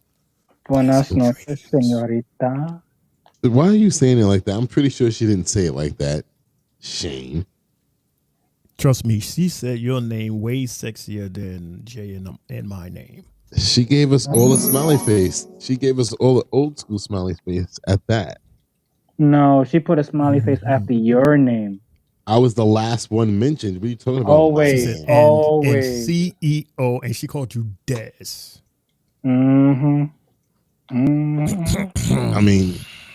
I mean, as long as she's been on, you guys were calling me Dez as well. Jay's been calling you Dez. I've been calling you Mundo. No, you guys. I've said Dez a lot. Yeah, but I mean, I had to tell y'all the difference between Dez and Mundo and, the retired Dez Taker, who we shall. She gave you all caps. Oh, whatever, LaJuan. Hush. But see, we did get Montez Ford tonight, so we did get we got a Dez tonight. Dez and a Dez. Tuesday night at the Tuesday night Tez. Nah, but it was good seeing the Street Profits, facts. But they just didn't fit. They didn't fit on TV tonight. They're too big. They're too big. They're too. Shane, you agree with me? Like it just. Even the entrance, I was like, this is not right. No, it just didn't. It just didn't fit.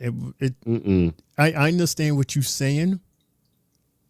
I got what you're saying. Like we can't explain it, but yeah, they were too big. Yeah. That's like Roman Reigns coming back to NXT, and you're just like, with all this God music, are you serious? Like, what are you doing here? You can fuck up everybody on this goddamn roster. Like, what? I'll even go as far, Mundo, to say not only them but Jacob. Well, Tonga lower, sure.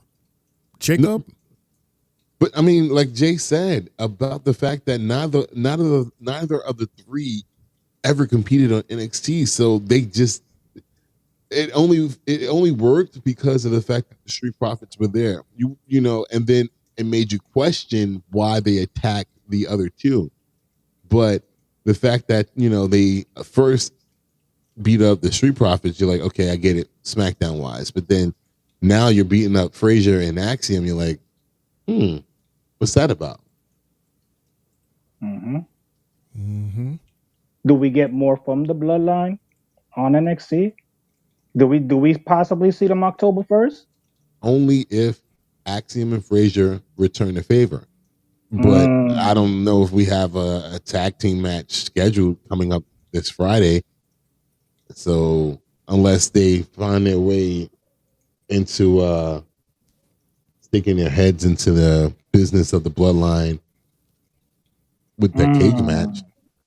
Well, there's 2 more Tuesdays before that big day, so hell yeah. There's time. By the way, Lawan is saying she gave you all caps. I guess you're talking about Mundo. I swear, talking about Mundo. Dez was not in all caps. Shane, she gave his name all caps. Sorry, Shane, tag partner. Shane, unless I'm blind. I believe it was capital D and lowercase es. No, the CEO was in all caps. Of course, that has to be in all caps. Yeah, but my name was regular. Yeah, and CEO ... Des. Smiley face, pleasant dreams. Oh. Yeah, that was for you, Des. Well, Shane, you guys gave me that name. And that's okay. I'm not hating at all. I'm just letting you know how I read it. Read it. I'm just saying, fans, everyone listening, I didn't give myself that name. You guys gave me that name, and I ran with it. What name, Des? CEO. I mean, Jay calls me that on every goddamn day, and I'd be like, you don't have to call me that when we're texting, like we're not on the show. But he does it anyway. Okay, CEO. I'm like, all right, Jay. I'm about to change your name in our chat to CEO. Really? It's Mundo. It's fine. No, I'm talking about just our chat. Like when we talk together, I'm gonna just probably change it and put CEO. Why? I would rather you just go. Right. I would rather you just call me Mundo. We're not on the show. He's telling on himself, basically. So basically, whenever we're chatting, you say something and he calls you CEO, that's shade. I feel that's how I be feeling. I'd be like, damn, he's just trying to shut me up. Be like, okay, CEO. Okay, CEO. Yeah, I'm telling y'all something, but okay, CEO. Okay, like, CEO. Well, damn, I'll be taking it. I take it that way too, Shane. That's the funny thing. I'll be like, and I was going to say something today. but I was like, you know what? If I say something, Jay might run away and he might not respond or say anything until the show. He's done that to me before. He's been taking Gunther's shade classes. I'm telling you, he's been. By the way, I've listened to our recap of that segment, that specific spot when he was talking about his favorite wrestler. I think I've listened to it about 25 times already because the reaction was hilarious, and I think I might do that more often, Shane. I'm not gonna lie to you. Do what more often? Not watch the promos and just listen to it and watch it live here. Yeah, because I mean, I don't think it gets any better than that because I was just like completely in shock. Like, and it's funny because I've watched other reactions from other podcasters and they thought the same thing I was thinking. I was like, I was saying, don't say Shawn. And they were like, say Shawn. You know, we're in Canada, it's Shawn Michaels. And he said Goldberg. And I was like, oh, you know, everybody jumped out of their chairs. I was like, yeah, that was even better. And you knew what was coming up. That's the funny part. Y'all already knew. And I had no clue. I was like, oh my God. Because I was like, oh. I didn't expect that. I did not expect Goldberg's name to be mentioned last night at all. That was definitely high class shade. But we got Hank and Tank talking. What's going on with them? Let's see. I like that transition. Good job, Jay. I mean, the Good Brothers are on the track, and the Hank-a-Tank train is coming through. And it sounds a little like... Oh, wait, hold on, look. I will talk to Ava. I'll take care of this. We have Mr. Stone and Stevie. You were nothing more to me than Oh. scum. Your words against our university. Your actions against Andre Chase, inexcusable. Now, before I get my revenge on you, I need to speak to one man, and that one man is Andre Chase. Chase, I know you lay there uncomfortable in your hospital bed, but I need you sat up. I need your eyes glued to the TV, because I am about to give Rich Holland one hell of an Andre Chase University size ass whooping! That was Duke, Riley, and Miss Thea Hale. Awesome. And after that, we got the ladies talking in the back. Ladies? Oh, yeah. Wait a minute, because that's a separate track. So got to give me a sec. Yeah, we're backstage with Jakara and Lash and Ren. Yeah. I have a Lola. question, Jay. I have a question for you while Shane's working on that. Go ahead. Why don't we ever get that same energy to the guys of NXT? We don't ever see a backstage where all the male talent of NXT is in the same locker room. And, is it because they're already on the show, like wrestling? Or is it because that the balance is not balanced as far as female competitors to male competitors, and it's a lot more females, so they have to feature all of them in one segment? And because you were saying that Raw might follow this format blueprint that NXT has, you think that it would happen on Raw as well? Will we get grouped segments of everybody in one segment, even though they might not be saying anything important?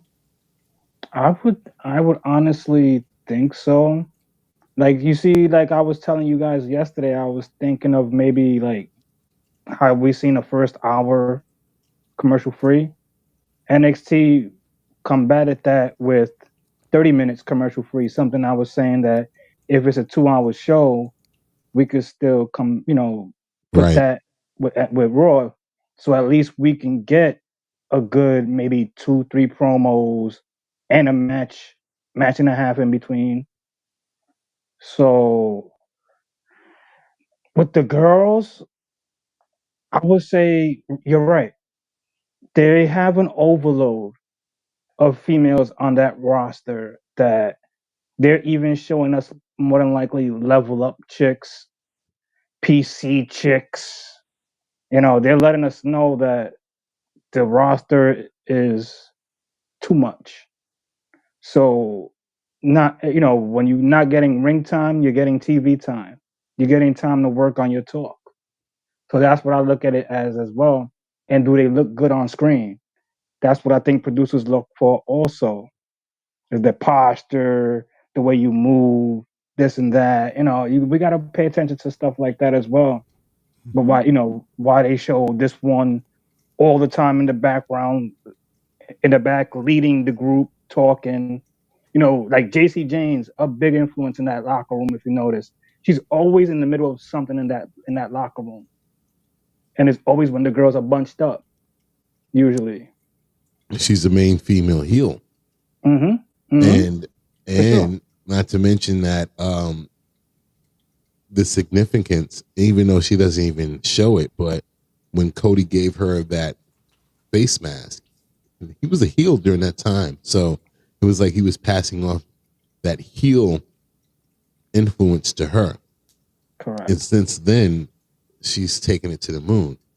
And, as far as the whole 30-minute thing, in 30 minutes of commercial-free time, we got 2 matches and like maybe 4 or 5 promos.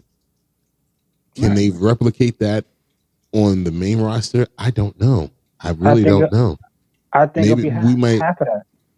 Right, we might get one match like last night where we get the opening match for like 15 minutes or so, and maybe we'll get 3 or 4 promos there, and then move on from that point. But again, I don't know. It's going to be rough for them. Again, like I said last night on Raw, they have a bigger roster. They drafted a bigger roster for a 3-hour show.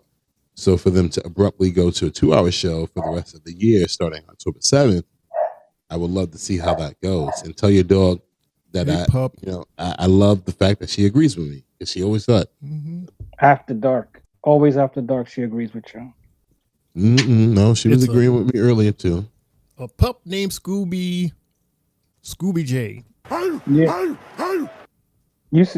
Shane, you seen her the other day, how she came and jumped up on me the other day when me and you was talking?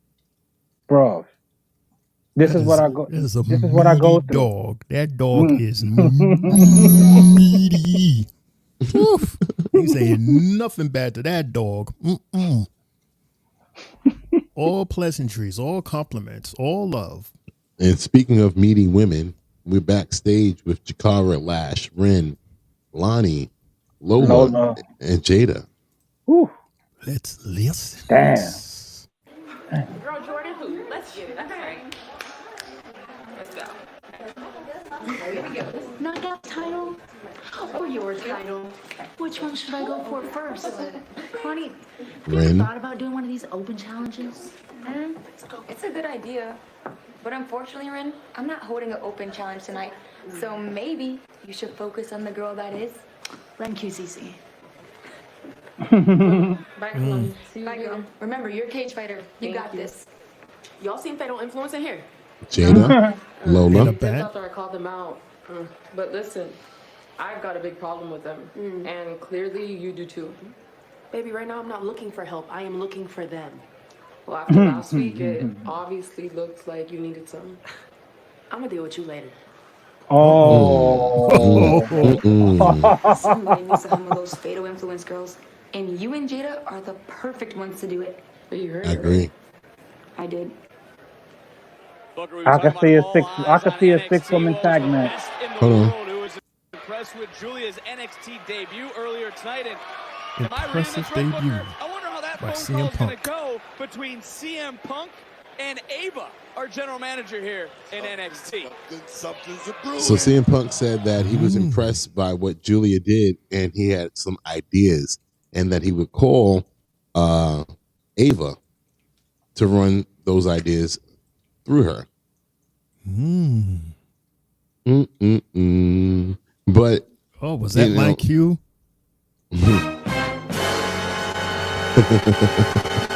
Right. What's gonna happen? Right. And for me, I'm just like, I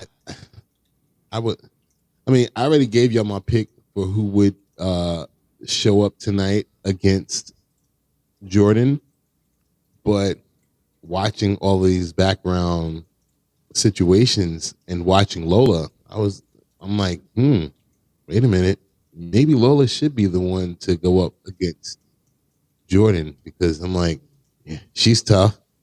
You know, I don't know. We'll see how that goes. And they showed her more than once tonight. Right. And they showed her, they showed her with Kalani.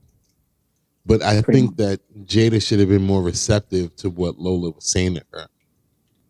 It wasn't anything disrespectful, but you got your ass beat by 3 people last week. You needed help. OTM couldn't help you. I'm just saying. I definitely smell a 6-women's tag match. However, if I'm offering my services to you and you're going to talk to me like that, I'll be like, you know what? Screw you then. Handle it yourself. You and that bat that you holding. Right. The illegal bat. Right. Sheesh. Jada was looking tonight. You didn't even notice her in the beginning of the show. She looked the same exact way. The exact same way. All you saw was a fine woman in the back. You was like, who is she? Who was she? He was like, yeah, I don't remember that ass. You're like, okay. It was a small screen. It was a small screen. I don't know what that ass looked like. Yeah, all right. Okay. Okay.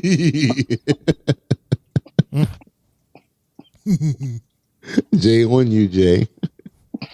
Oh, shit. Okay. So, speaking of Jordynne Grace, we got her now walking by Giulia. What are they talking about in this little segmento? Nothing. They didn't say nothing. Nothing? Not nothing. They didn't say a word. They just looked at each other and then Jordynne kept it pushing. Jordynne rolled her eyes and kept them moving. That's all it was. I had the volume on mute. Yo, It was nothing to say. They didn't say anything. She kept it pushing. They both kept it pushing. So yeah, it was nothing. It was for us to get that frame. Right. It was for us looking at each other and because people on Twitter, they were amped and stoked. It was like, we're waiting for this. We want this. Don't tease us. We want this. It was a teaser. That's exactly what it was. A teaser, but with no words. I mean, we've seen that plenty of times in WWE. I mean, think back to Undertaker and Triple H. You know, they had a whole segment and they ain't say shit. But it was, but then it led to a WrestleMania match. So yeah, it was like that. You know, think about who's in charge. Remember who's in charge. Who was that was walking behind, like across the screen when a regular worker? I was okay. It was just a regular worker. It was a guy, some random guy, and they actually tried to, make it darker. They tried to not walk in the same direction. It was nothing serious. It was nothing. Okay. Right. Sometimes it's somebody, other times it's not. It's just for visuals. How many people work for WWE? It's not everybody's somebody important. Cool. So we got Pete Dunne talking with his little cut on his eye. We sure do. Oh, Petey. Wait, hold on. Stop. Wait, what? No. No, we do not. It was Petey talking next after this Jordynne Grace thing. No, it was not. It was match number 5. This is match number 5. Wow. So the match was first? Yeah. I mean, let me see. Yeah, the match was first. I wrote it down. I'm looking at my notes. I know what I'm talking about. It was match number 5. I just stopped you from going into match number 5 because we had the backstage. Remember? This is the way I was watching it on Damn Street. No, God. It's fine. It's okay, Puddin'. It's okay. That's what you get for wearing that shit that you're wearing right now. Fuck that shit.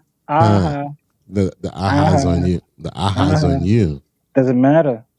Want to know? On you. You skip the match. Want to know? Skip the match. Get it right. Well, talk about it, Mundo. Introduce the match. Introduce the match, host. Introduce the damn match. Talk about it. Who's fighting? Who's fighting since you're talking about it? You the host. You tell me. We got Jordynne Grace, the TNA Knockouts champion, versus the female that Mr. Mundo picked. What? What? So oh no! No! Wait a dude! Oh my God! Oh, see, I wasn't looking. I was on a different page. Because you're too busy trying to one-up me. That's that shade. That's what you get. That's what you get. I was on a different page. Nope. Karma got you. Karma got you. We already told you what match was coming up next, and you skipped because you're too busy trying to be funny. Uh-huh. Damn, Jay, you hosting and you messing up a lot. Sorry, you get womp womp. Even though womp womp spelled with the H, but yeah.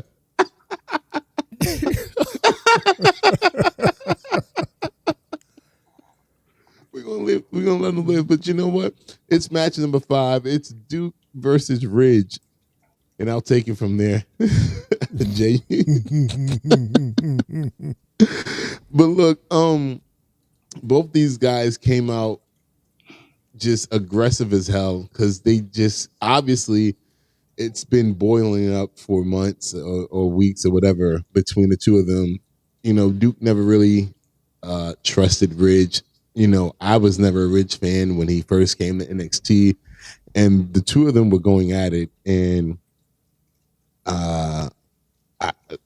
the first note that I got was this hop over the top rope. I don't know if it's like a thing that Duke does, because again, I haven't seen him often in a singles match, but he did this hop over the top rope German suplex thing that he did, and I was just like, that is nice, because we don't see that on a the main roster where Shane and I host weekly. So first off, shout outs to NXT wrestlers, because you guys, the German suplexes that we've seen tonight, the snap German suplexes or whatever like that, they've been really crisp and really just like damning. And Ridge had gave Duke this over the head belly to belly, and he did it again, and I was just like, wow, like he's showing us his moveset for once, and he's not being timid or scared now because of the fact that it's been months removed from the injuries with Big E and I forget which member of Pretty Deadly, but we're down the line from that now. And then we seen this standing suplex into a power slam that Ridge did. I've never seen anything like that before. I'm like, bro literally picked him up as if he was about to suplex him, and then somehow contorted this dude's body and power slammed him. I was like, wow. Even Booker T was like, oh man, oh god, wow, man. You know how Booker T is. And eventually we get to Ridge's finisher, which is called the Redeemer. Funny enough. That's a funny name for a finisher, but it makes sense. And he gets the win on Duke. But then after the match, Ridge continues to attack Duke, and Thea is just helpless and just like, Ridge, no, stop it, Ridge, stop. And he ain't giving a shit. He's like, bitch, shut the fuck up. And he sends Duke into the barricade, and the barricade breaks. And now, we kind of get sort of a callback to Monday Night Raw, where we saw Eric Rowan, who took the barricade and he hit the Creed brothers with it. And Ridge did the same thing. He took the barricade and he threw that shit onto Duke. And then I was just like, okay, we're trying to hurt this man. Cool, no problem. And then he hits the Redeemer onto the same barricade that he broke off from the crowd. And I was just like, damn, this is how, and not to mention a little earlier in the match, Riley seems to somehow hurt his ankle when Ridge knocked Duke into him. And so he was out. Referee took him back. And then he basically finished off Chase U by taking out Ridge, who was carted away on a stretcher. And I was just like, wow, that's it? That quickly? I mean, I was expecting maybe one more match, but yeah, Shane, I don't know. What the hell? Yeah, first of all, we should have known, like, why would you bring a referee to help out somebody that's not in the match out of the way? Like, I thought that was, like, first of all, the injury was questionable, but yeah, I guess it was what it was. But then when the referee came out, I was like, why is there a second referee running out? And it was so that he can help homeboy out, out of the area. I was like, okay. And I was saying to myself during this whole attack with Rich after he won, I said, wouldn't it be interesting, Mundo, if while Duke was laying there and he grabbed the barricade wall, that he would, as he's raising it up, how Thea would come in and block it, like try to protect Duke. And he would swing anyway, and the barricade wall would hit Thea. Can you imagine how much of an even bigger heel he would have been or be if that have actually happened? If he would have actually, if he would have because of the actually way Thea completely. I'm sorry. Go ahead, Shane. Well, I was saying that because of the way Thea was, yelling and screaming and saying, "Stop, please stop, stop, stop." Right. When you seeing him holding that big barricade like that, why not jump in and to, protect Duke and block him? Like, don't do it. That's enough. That's enough. I'm a woman. You're not going to hit me. I'm a woman. You're not going to hit me, are you? And then he does it anyway. Right. Can you imagine that the boos? Oh man, he would definitely be like hated again, possibly even in a higher level. It would have made sense though, because if his goal was to take out the entire Chase U, you got to take Thea out as well, right? So for her to be the last person standing out of that group, you didn't take the entire group out. You just took the guys out. So, right. I don't know. That would have made sense though. Yeah.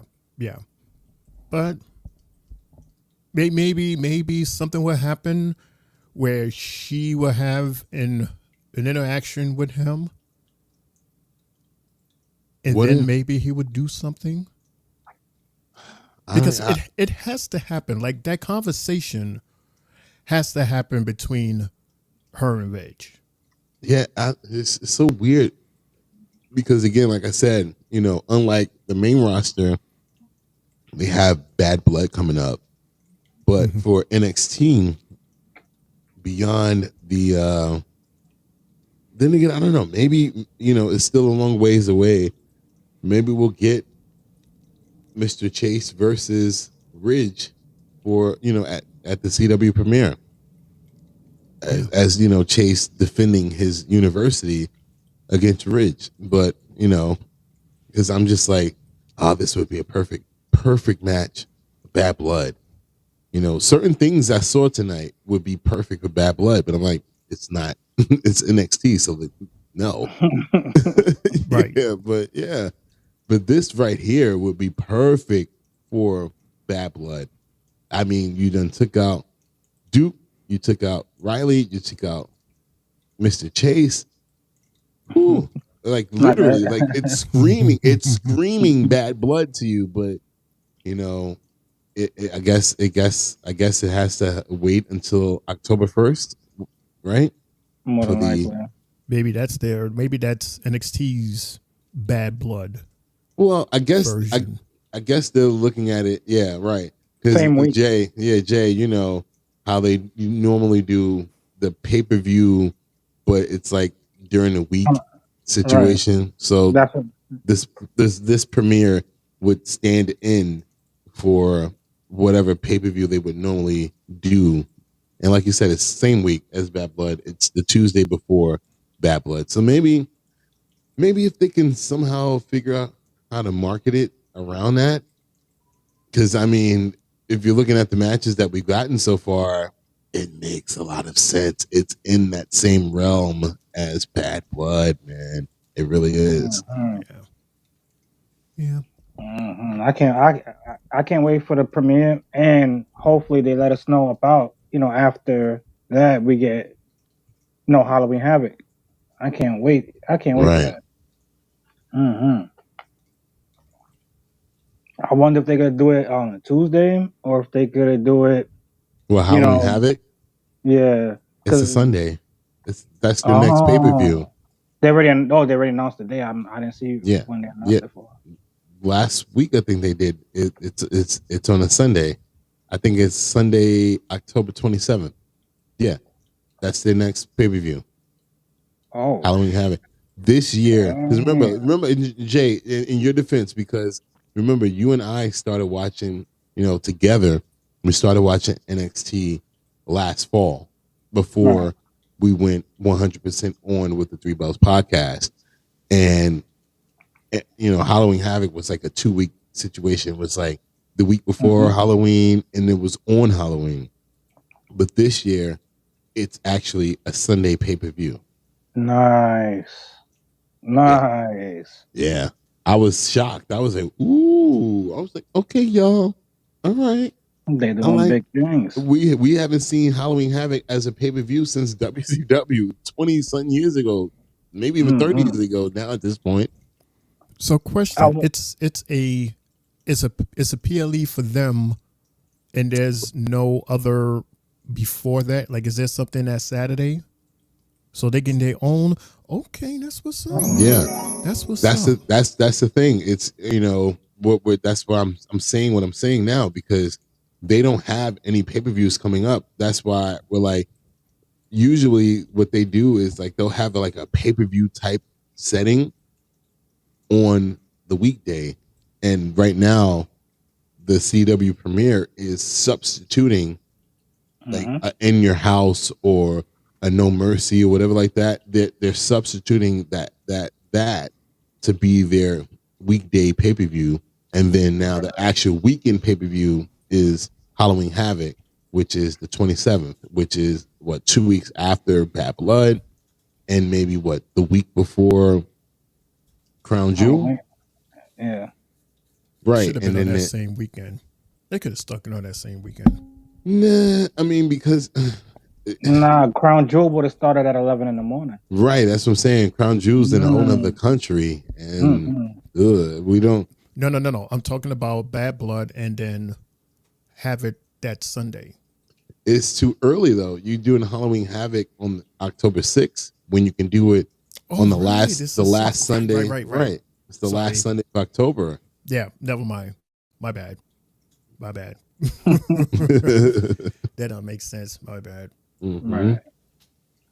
By the way, message. Hey, Lawan says, you watching the bootleg NXT, Jay. Come on, Jay. But continue to cook, though. Yeah, I like how he disses you, but then undisses you saying, yeah, but cook, though. Like laugh at what I say, but cook, though. He said, you're burning the food, but you know what? Continue to cook, because we know we continue to cook. I'll just add salt, pepper, and hot sauce on it. That's okay. Right. Throw a little ranch sauce in that bitch. Yeah, you know. Jay sticky rice. And I shared that because Mr. Danielson says something interesting. He says CM Punk referees NXT's women's champion. And 2, my prediction for CM Punk screws Giulia. Or 2nd, Drew McIntyre showing up on NXT CW. Oh, right before Bad Blood. Oh. So you're saying a few brewing or continuing on the NXT stage? Well, you know what? What I'll say is, let's just continue on with NXT, and we'll figure out more as we continue. Mm-hmm. Speaking of the hardest working man, it's Pete Dunne.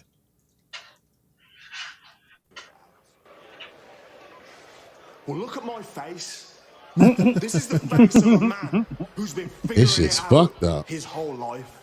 People Last like night I Dunne. took on 3 geezers, flew all night long, rocked up here, ready for a scrap. And you can hide kills me with behind your this distraction. hair. You can hide behind those people out there that you think have your back. But when I walk out of here, head held Daryl high, Hannah and they hair. pull you out of here on a stretcher, you can lay there and you can just think to yourself that no matter how hard you He's tried, speaking more. Mm-hmm. you just couldn't figure it out. And then watch me. I go on to Chicago, Watch me. I beat Ethan Page and become NXT champion. Mm. Because I'm not just the last man standing tonight. I'm the bruiserweight. Mm-hmm. And I'm NXT's last man standing. You know, the more I look at that, look at this announcement, Mundo. Mundo. You're missing it. Mundo. Should I pause because he has to see this, because this is this is important for him. Yeah, everybody, it's breaking news that we got around this time, Jay. And we want to say it, but Mundo stepped away. Okay, there's Mundo. I'm right here. Look at what we get. We paused the video because it was a special announcement that we know that you would be happy about. Hell yeah. What? Are you crazy? CW debut keeps getting It's in my notes. Talk show in WWE history is coming to Chicago. Miz TV on NXT. And You goddamn right. It's going to be awesome. Awesome. Damn. Wow, Miz TV on the CW.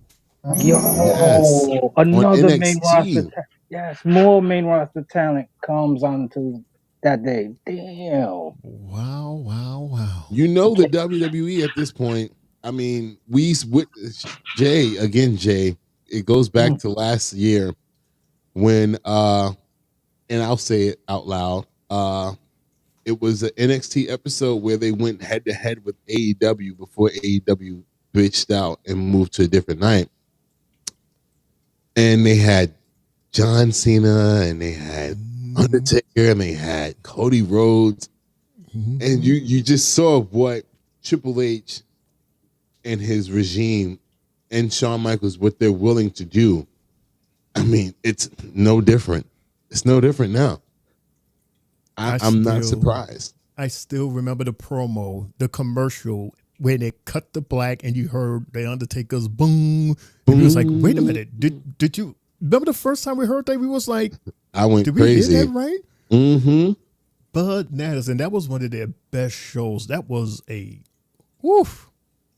was an amazing show.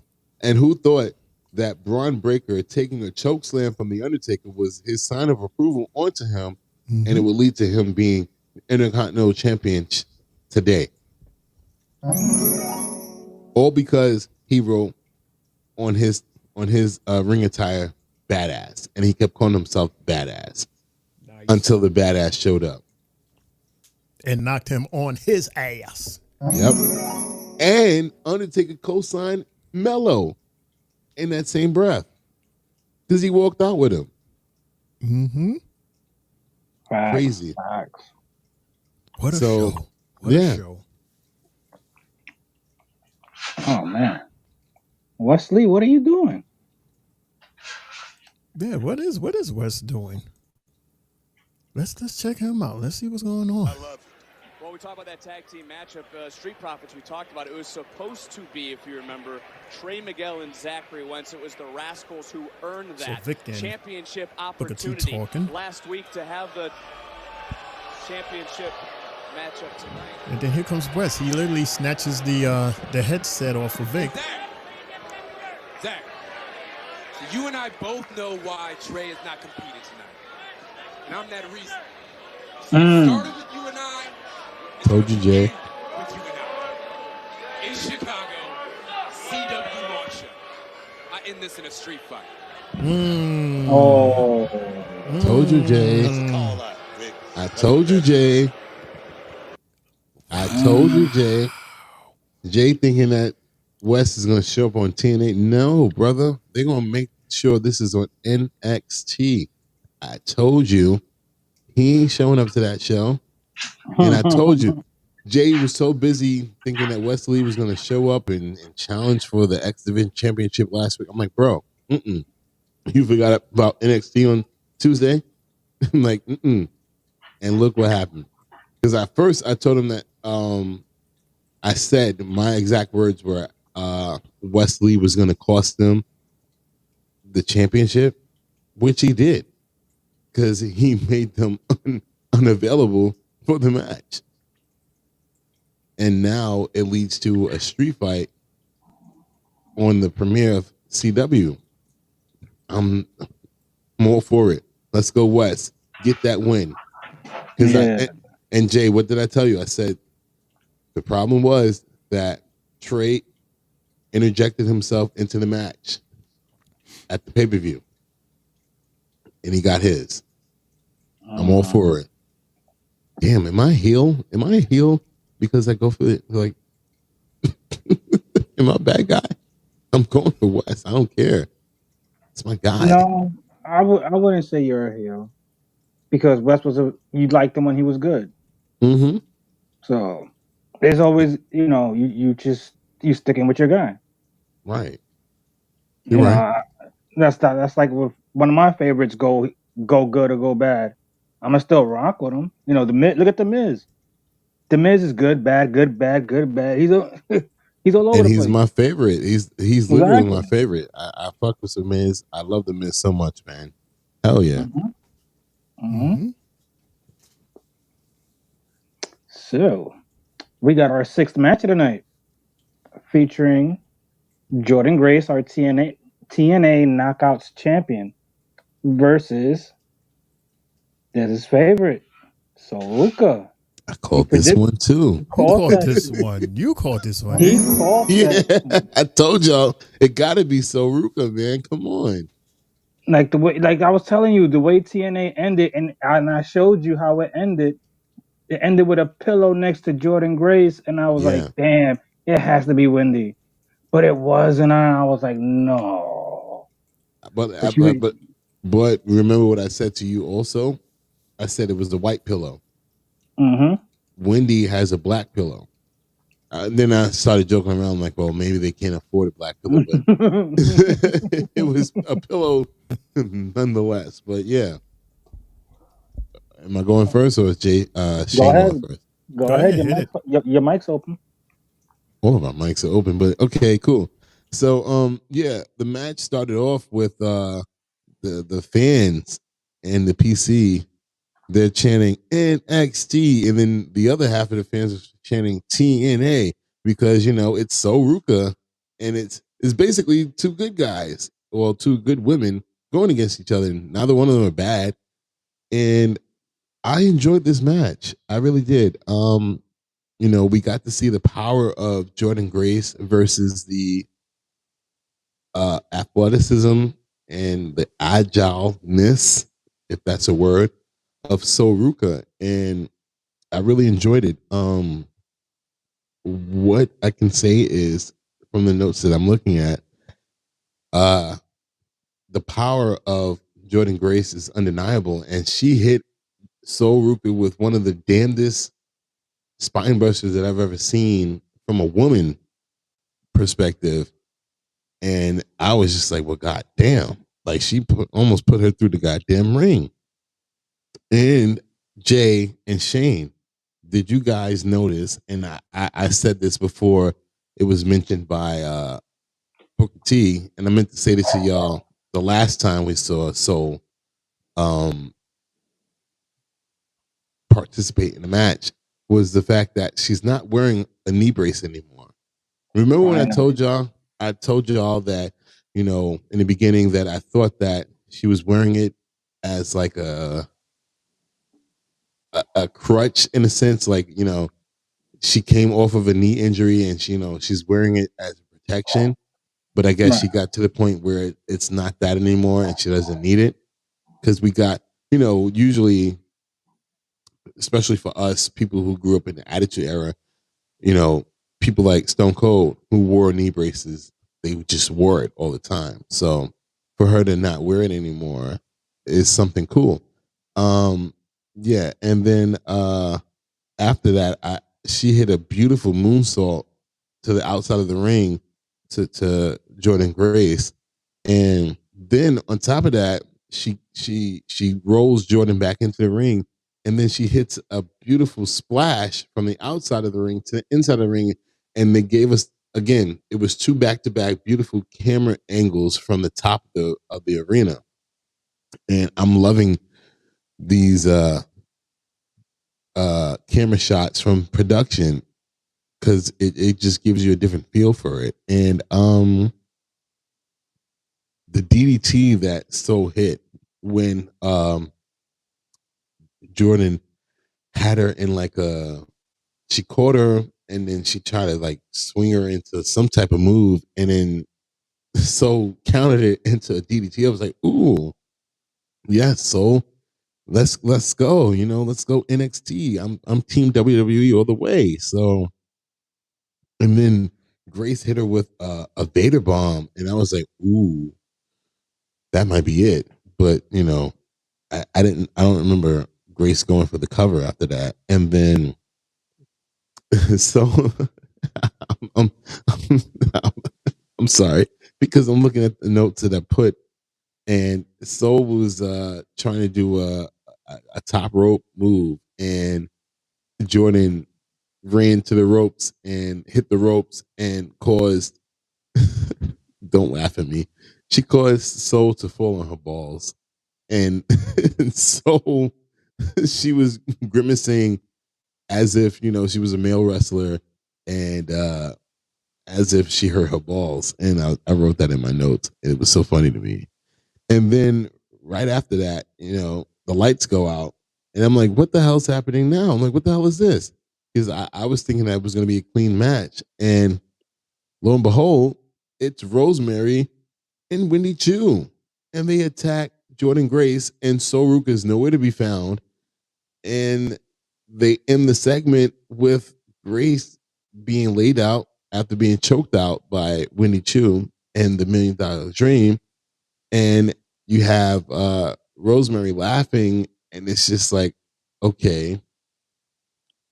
My thoughts, Jay, were, are they taking this to TNA on Thursday? Because now we have a team with Rosemary and Wendy, and for some reason they're going after Jordynne Grace. And I believe because of the fact that Jordynne's in a rivalry with Rosemary right now on TNA, I'm not too sure because I don't watch, but that was very interesting to me.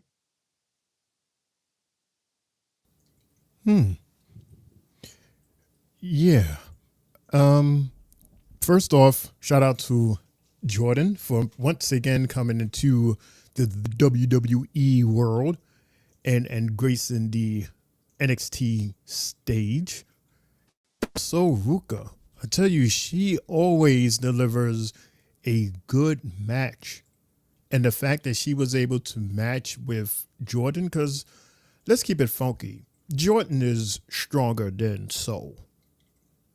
Jordynne is a very, very strong and powerful woman. And I wouldn't exactly, sure, out of the NXT, I would say, Soruka, sure. But I would have thought of somebody like of a Lash legend, someone big and strong like her. Someone like, Jade. That would be a good match. J versus J. Triple J, I'm sure you would agree with a match with J and J, narrated by Triple J. Right. And, if not, and Triple Scooby J. Yeah. Right. And the triple. But wait a minute. You could have it as a triple threat match with Miss Parker. Oh. And then that'll really be a Triple J. Yep, my dog approves. The dog approves. Hello, doggy. Okay. But yeah, it seems to me, Mondo, that Jordynne was about to do her finishing move when the lights went out. I don't know what's that her finisher is called. The Juggernaut. Okay. Because she was definitely like giving it to Soul. I mean, Soul was holding her ground, but man, she was definitely laying it on her. And yeah, congratulations to Soul for stepping up to the plate and accepting the challenge. And shout out once again to Jordynne. Hopefully this is not, the last time that she's going to grace the NXT stage. And hopefully we will get that magical match with Grace and Giulia. Will that be down the line, like one of the championships? It'll have to be. It has to be because it's part of the conversation now because it's on Twitter. So the conversation is heavy. It was heavy before the end of the show. So the producers, hopefully they will see, the conversations and the excitement from that one frame that they gave us. And it's like, oh, okay, we have a possible awesome match here. So. Right. My thing is, for this match, though, I was just like, I cannot see a TNA championship changing hands on a WWE show. I don't know which company will be the first one to pull the trigger and make that happen. I don't know who would be ballsy enough to do that. Well, we've already seen a TNA title in NXT. Yeah, we've seen it multiple times. But I'm just saying, as far as pulling the trigger, as far as the title changing on. Oh, a change. Okay. Yeah, on a opposing company. I don't know whether we've seen Jordynne go up for the NXT championship, and then now we've seen her defend TNA championship on NXT. I just and same thing with her defending the NXT the TNA championship, the Knockouts championship on her show against an NXT talent. I'm just trying to see which company would be the first one to pull the trigger to be like, you know what, fuck it, let's do this. That's definitely a DraftKings bet right there. But they're teasing it. They're teasing it by having it. We've seen two times now, and we've seen Jordynne defend her title on TNA against NXT members, and then we've seen one time the NXT champion versus a TNA talent for their title. So I don't know. I really don't know. Just like we got with Oba fighting the TNA talent for his title tonight. Right. Like, who's to say? Like I'll keep on saying, maybe West challenges Wentz for the X Division title, but the only way you could challenge him for that X Division title will have to be on TNA. Well, you got to get him on TNA first. Right. He ain't been there yet. Because if they allow an X Division match on NXT, that will change the dynamic of having their type of fight on there. Right. Sick. Would WWE allow it though? I don't know. That's the question. Like, this is all new to us. We're not used to WWE, mixing with other promotions within the last 20 years. The last time we saw them mixing with other promotions was ECW, and that was just to get their guys over. But yeah. Correct. Sheesh. So, after this match, we got Paxley and Lyra talking in the background. Oh, we got a whole bunch of segments in this this little section right here. So grab your popcorns and grab your black pillows, everybody. Where's the sound? Where's the play button? Here we go. We are hitting overtime. It's really pretty dress, but she doesn't have a name yet or a place to stay in my house. But I'm just so happy that you're here. This is my house, and they We have Lyra and Tatum Paxley. We have Roxanne Perez, and her toys. Here. Right. Oh, and then Becky. I know you like Becky here. And then Shayna. I'm mad at Shayna right now because of what she did to you last week on Raw. Wow, Tatum, you've got so many cute little coping mechanisms, but we really need to focus on the real life Rosemary and Wendy, okay? Because they are out of control. They are. Mind you, Lyra was on Raw last night. Did to Jordynne Grace? Yes. I mean, I thought Wendy With and I could be Zelina friends because we're and both outcasts. Natalia. She was literally just using me for the title. I mean, can you believe that? Imagine that. They cut her entrance. That was so shady. This one's head came off. Everything's falling apart. No, Tatum, nothing's falling apart. Look, everything is perfect as long as we are together, okay? We do what we need to do and show those weirdos that there is nothing stopping us when we're on the same team. Right, my sweet dove, Tyra, forever. Next week, we're gonna show Wendy and Rosemary just what happens when you don't play with me. Did she say Tyra? Who's Tyra? Their names mixed together. Tatum and Lyra. I am very impressed. It's Ava, Giulia, and Funaki. Wow. SmackDown #1 announcer. Around you coming here, and now that you're here, I can say it has not disappointed. And I can't wait to see how you help grow and evolve the women's division. I mean, he's from Kai and Tai, ain't he? There's no Here comes Roxy. Superstar since you've been giving her everything Oh, that she wants. ethnicity. Straight to a women's title match on the CW launch show. There's a Look, CW. Giulia, I don't care what you did in Japan. I don't care what you want, what Ava wants, or what Sean wants for that matter.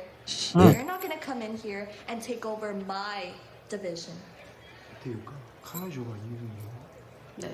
Is Ava wearing platforms? She looks really tall. I understand, Roxanne. Probably them goth boots. You're Yep. scared. To match with her outfit. And you should be. I'm not scared of you. Okay, we're not gonna do this here. We're gonna save it for Chicago. Ooh. Oops, save it for Chicago. Meanwhile, Dion Lennox, right? Yeah, bro. Clark Kent. So what did you mean by gaslighting?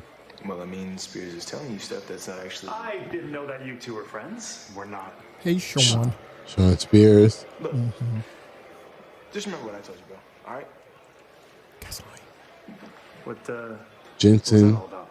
Well, I got Dion Dion telling me I'm being gaslighted Spears. by you. Wow.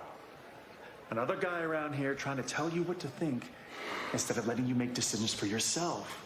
Brooks, I asked you last week, man. I have to ask you again. What do you believe? Mind you, Sean is still in a sling. I get it, man. Trust me, I do. Okay? And the difference between me and everybody else around here is I'm going to allow you to make decisions for yourself. I'm going to allow And you? Dion, he's just... what you just said? He's acting like the kind of friend that Briggs and Fallon were. I'm sorry, man. And this cuts into the next scene with Eddie Thorpe, DJ. a whole bunch of chicks, and Ashante the Adonis. Platonic here is a hypocrite. Over here playing with me. He's so Acting like thirsty. he's not interested in y'all. Man, I can't believe this. Man, don't get hot at me. Nobody played you. I told you the truth. You just got a one-track mind. Pause. Rewind. Pause. Save it, Eddie. I see right through you. Okay. Look, I hate to repeat myself, but truly all eyes on this brand. Tyrese Halliburton, an Olympic gold medalist, guard for the Indiana Pacers, might be looking to trade in that blue and gold for some black and gold as he prepares for the upcoming season. You can see the back and forth. Looks like he's going to get up close and personal next week, right here when he stops by to check out NXT. And what a What? Mm. Tyrese Halliburton coming next week? Yes, sir. Yes, sir. I smell something coming down with him. Does he angle slam? Does he angle slam somebody because he got a gold medal? I don't know, but the last time we saw him, he was on SmackDown with Jalen Brunson. I don't know. Do we get part 2? Do we get part 2? Do we? But it seems like what are they in? No, they're in the PC, so he's coming to the PC. So I don't know, man. Crazy. It's not like they're at in Indiana. Yeah.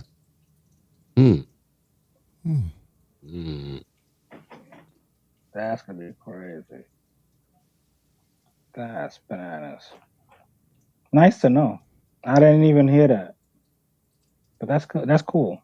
It's cool. Fellas, we up to our main event.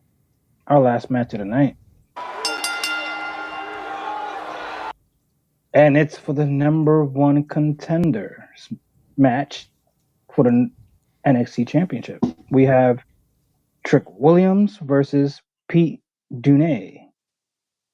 Shane and then Des, what were your thoughts on this main event? I hand my time over to Boomdo and Jay. Really? Yeah. Remember, I told you what was going on, so I'll follow your lead, Mundo. All right, so it's the last man standing match between Pete and Trick, and yeah, again, I mean, between last week and this week, I was just questioning whether Trick can actually beat Pete, because most of the time in the last 2 matches, Pete has been whipping Trick's ass, and Trick's been all talk outside of the ring, but in the ring, he's been getting his ass whipped. And during the commercial break, because again, we had the 30-minute commercial-free show tonight. It's a 2-hour show. So tonight, in this match, we as soon as the match started, we went to commercial. And yes, I'm not watching football tonight, so I'm watching the actual match in picture, and Pete was beating the shit out of fucking Trick tonight, and I was just like, damn, Pete is just in control of the match, just like he was last week, and it was ugly. And I'm just like, are we just telling everyone that, what's his name? Sorry, Trick is not good enough to beat Pete, because he's just getting his ass whipped, and I'm just like, what the hell is going on? But I did realize that most of the time tonight that the heels were the ones in control of matches when it comes to them facing a babyface, and then once they come back from the commercial, the babyface always seems to get their second win. But yeah, and that happened. Once we came back from commercial, next thing you know,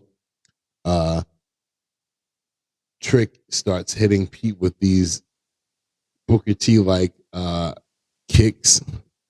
What is it called? Is it called a roundhouse kick, Jay? I would think so. I don't know. I mean, to me, sometimes them shits don't even look like they hit anybody. But yeah, and he starts hitting him with that, and then it leads to the flapjack that he normally does. And again, harping back to Michael Cole with the flapjack, that's like a vintage Trick move. And then somehow Trick runs into the steel chair that's in the corner, and I'm like, oh shit, here we go. He might be counted out. And then what I noticed was the referee that they had tonight, this motherfucker, like this referee, he was counting the fastest I've ever seen in a, last man standing match. Like usually it'd be like 1, 2. This dude was like 1, 2, 3, 4.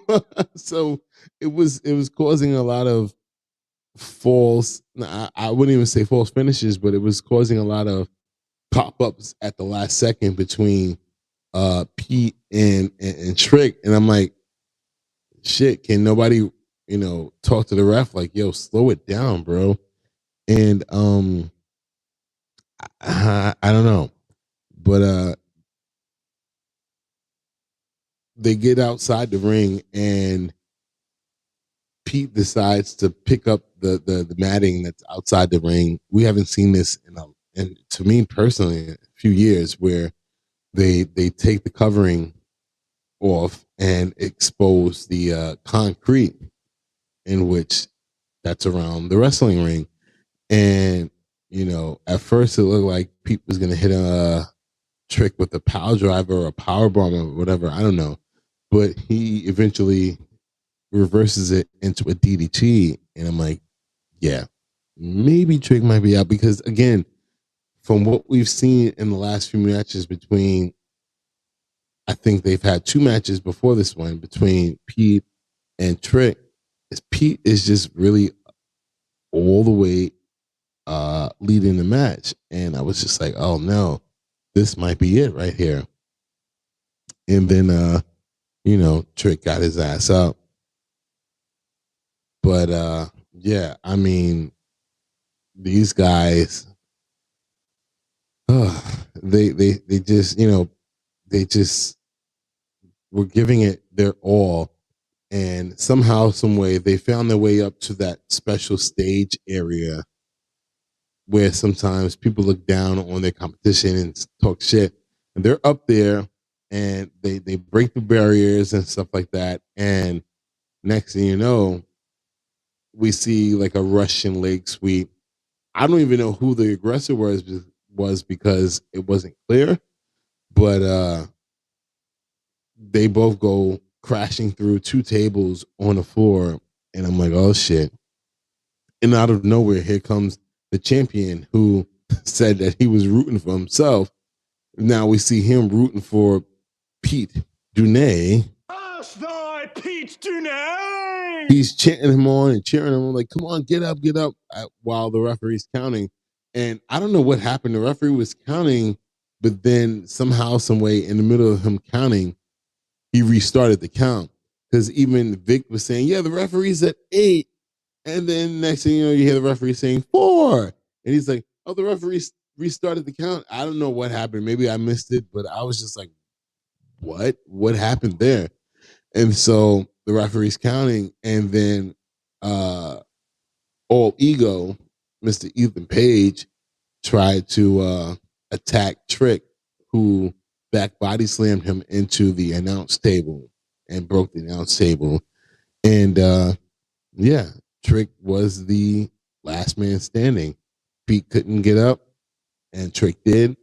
And we have our number 1 contender, Mr. Trick Williams, who will be going against All Ego, Ethan Page, Shane O'Mac. Yep, you've said it all.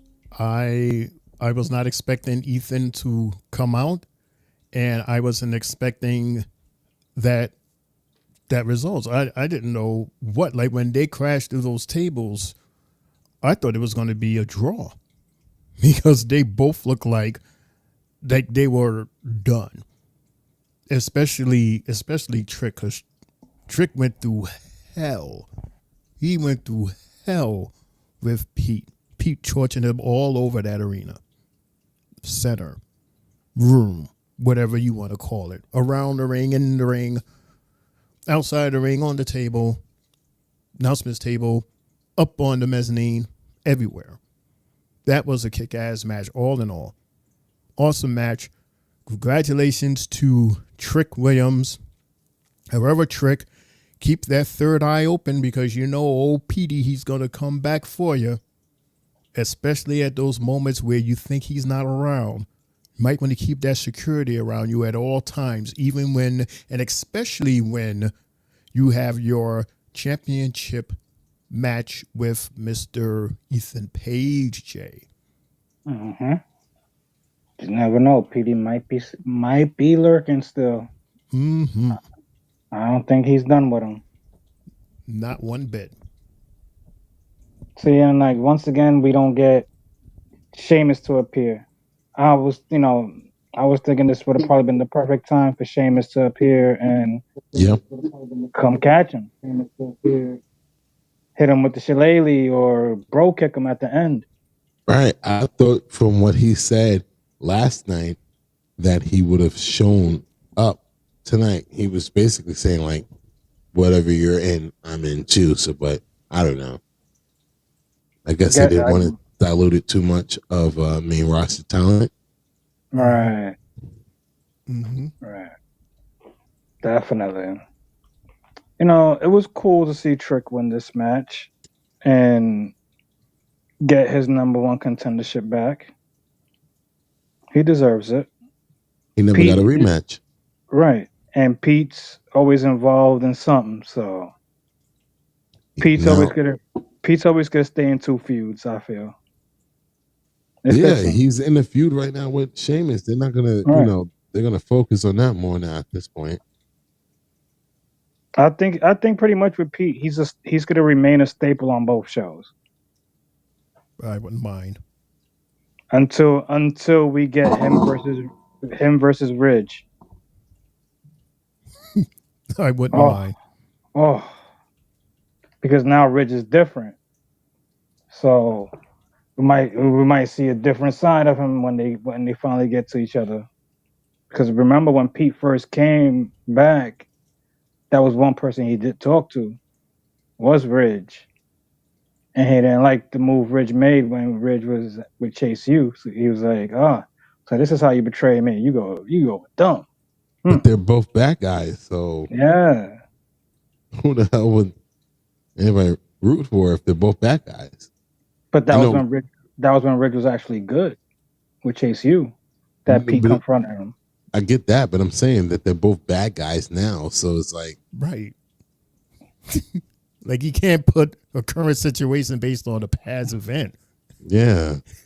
Oh no, they're gonna hold that for a minute. They're gonna hold off on that for a minute. But I know eventually they will cross paths.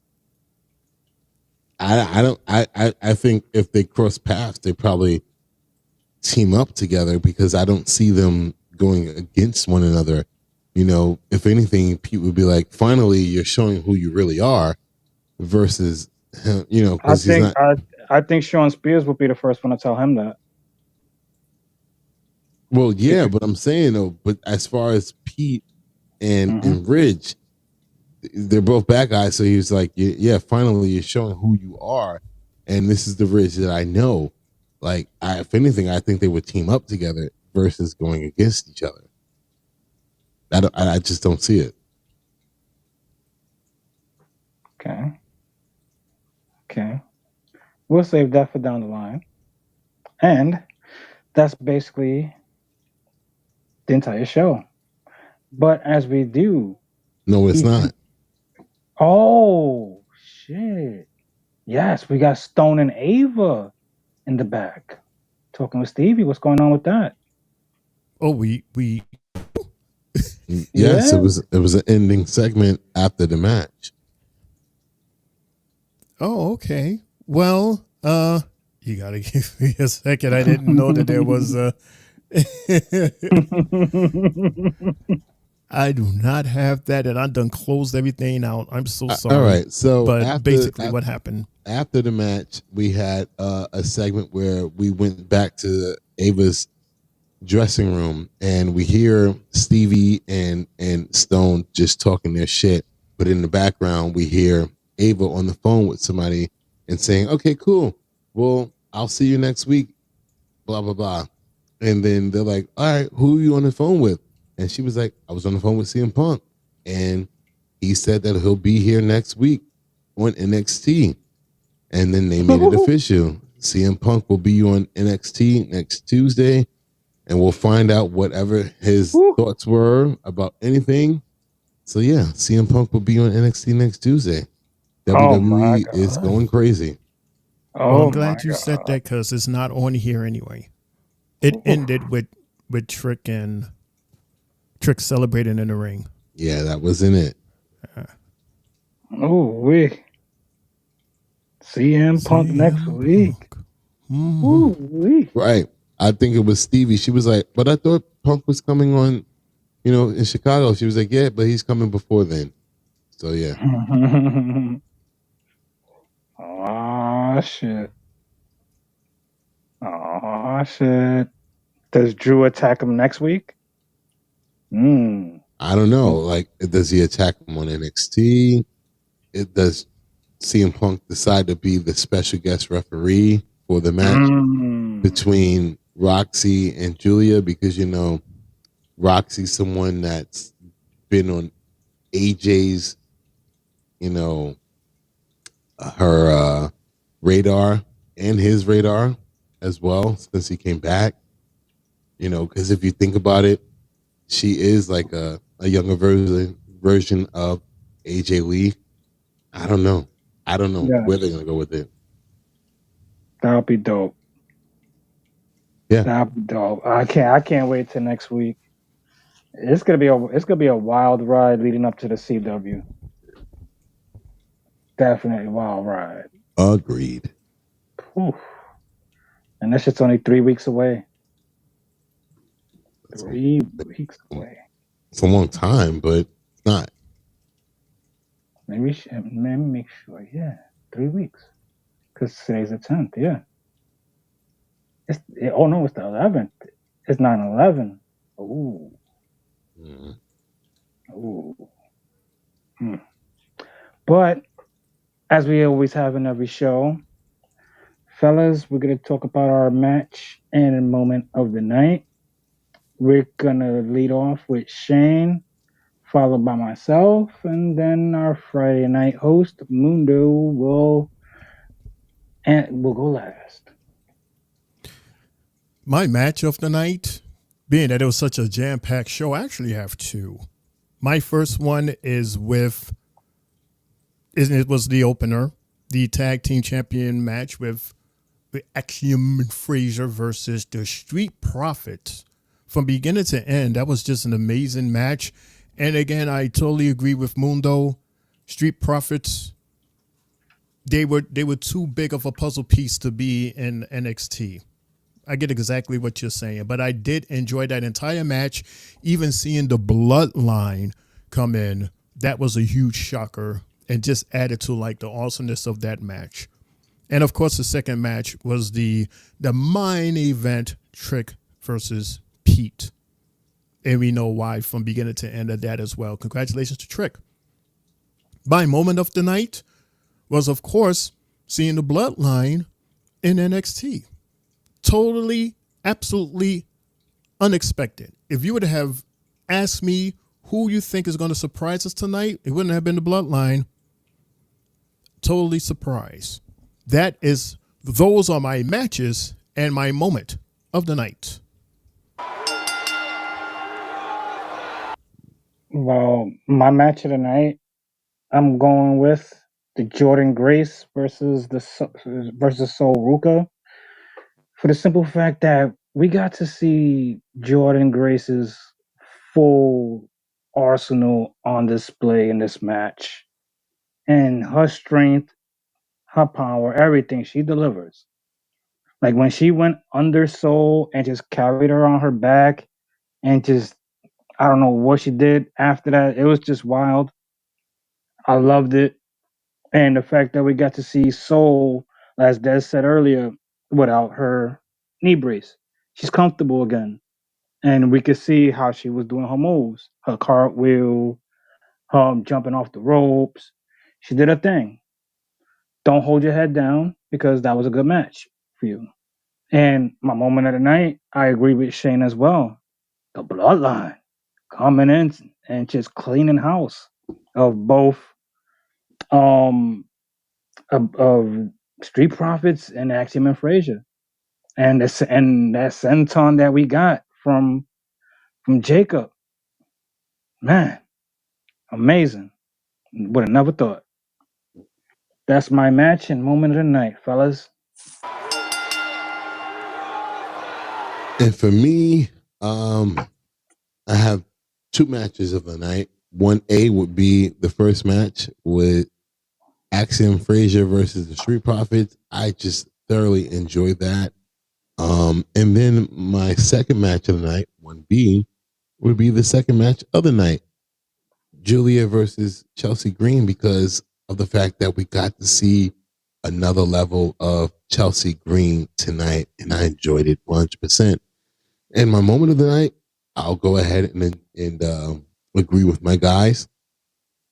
Seeing the Bloodline tonight, dismantling the Street Profits and Axiom and Frazer. I mean, again, that was something that I was not expecting, and I thoroughly enjoyed. So that's my matches and moment of the night.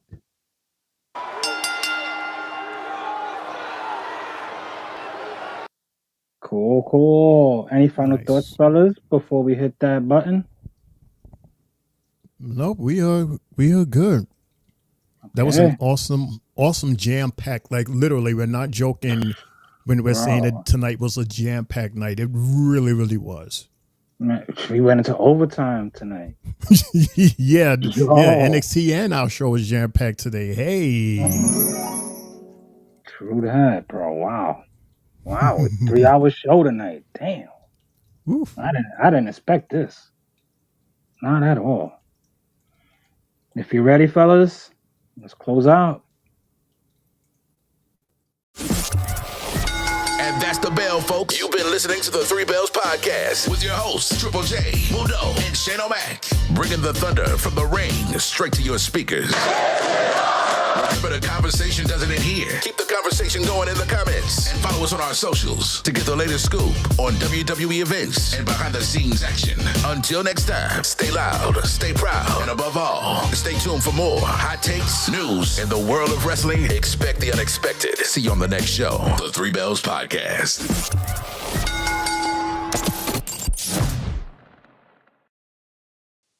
There you have it, ladies and gentlemen. This is the end of the show. This is your boy Main Event, Triple J, now signing off on YouTube. Fellas, as always, I thank y'all for joining me on NXT and making this a part of what we have. We're on the road to 200. We'll be there eventually. Be there soon. Friday. My guys, I can't wait. We're going live. They're going to get to see us. It's going to be an amazing end of the week for us. And shout out to everybody that's been listening tonight, leaving messages. Bless y'all all. Your boy Main Event Triple J now signing off yet again. Good night. God bless. Shane, we're going to go with you. I kind of figured that I was going to go next, being that Mundo show is the next show that's going to come up, the super show. Hopefully he's going to give us that awesome announcement before we leave. But it's me, your homie Shane O'Mac, thanking everybody so much for tuning in and for listening in. Thanks to everybody that left a message, and thanks to those that stopped in for even a second. Hopefully next time you'll join us and hang out just a little bit longer and hang out with the homies here at the Three Bells podcast table.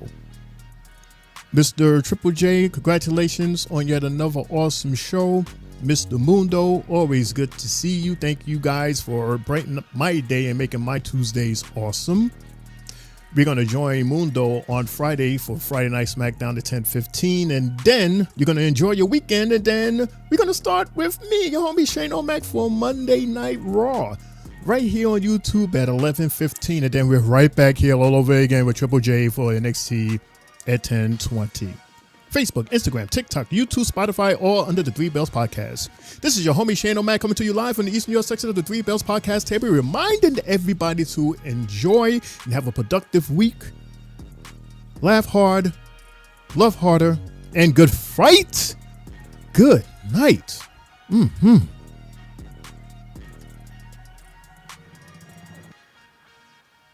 Say his name and he appears. Yeah!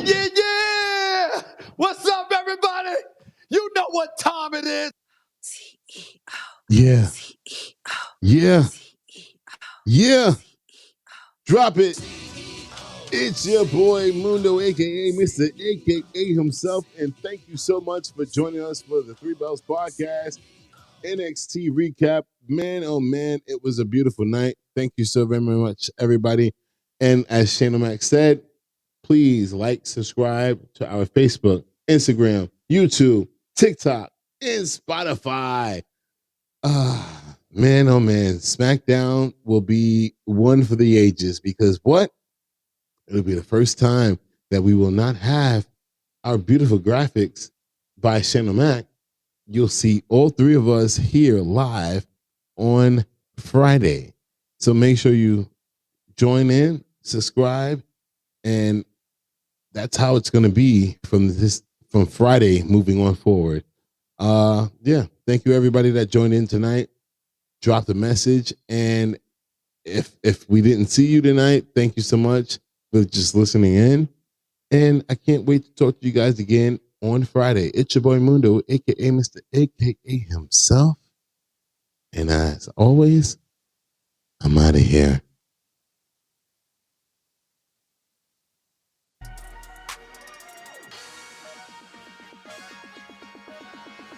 Yeah.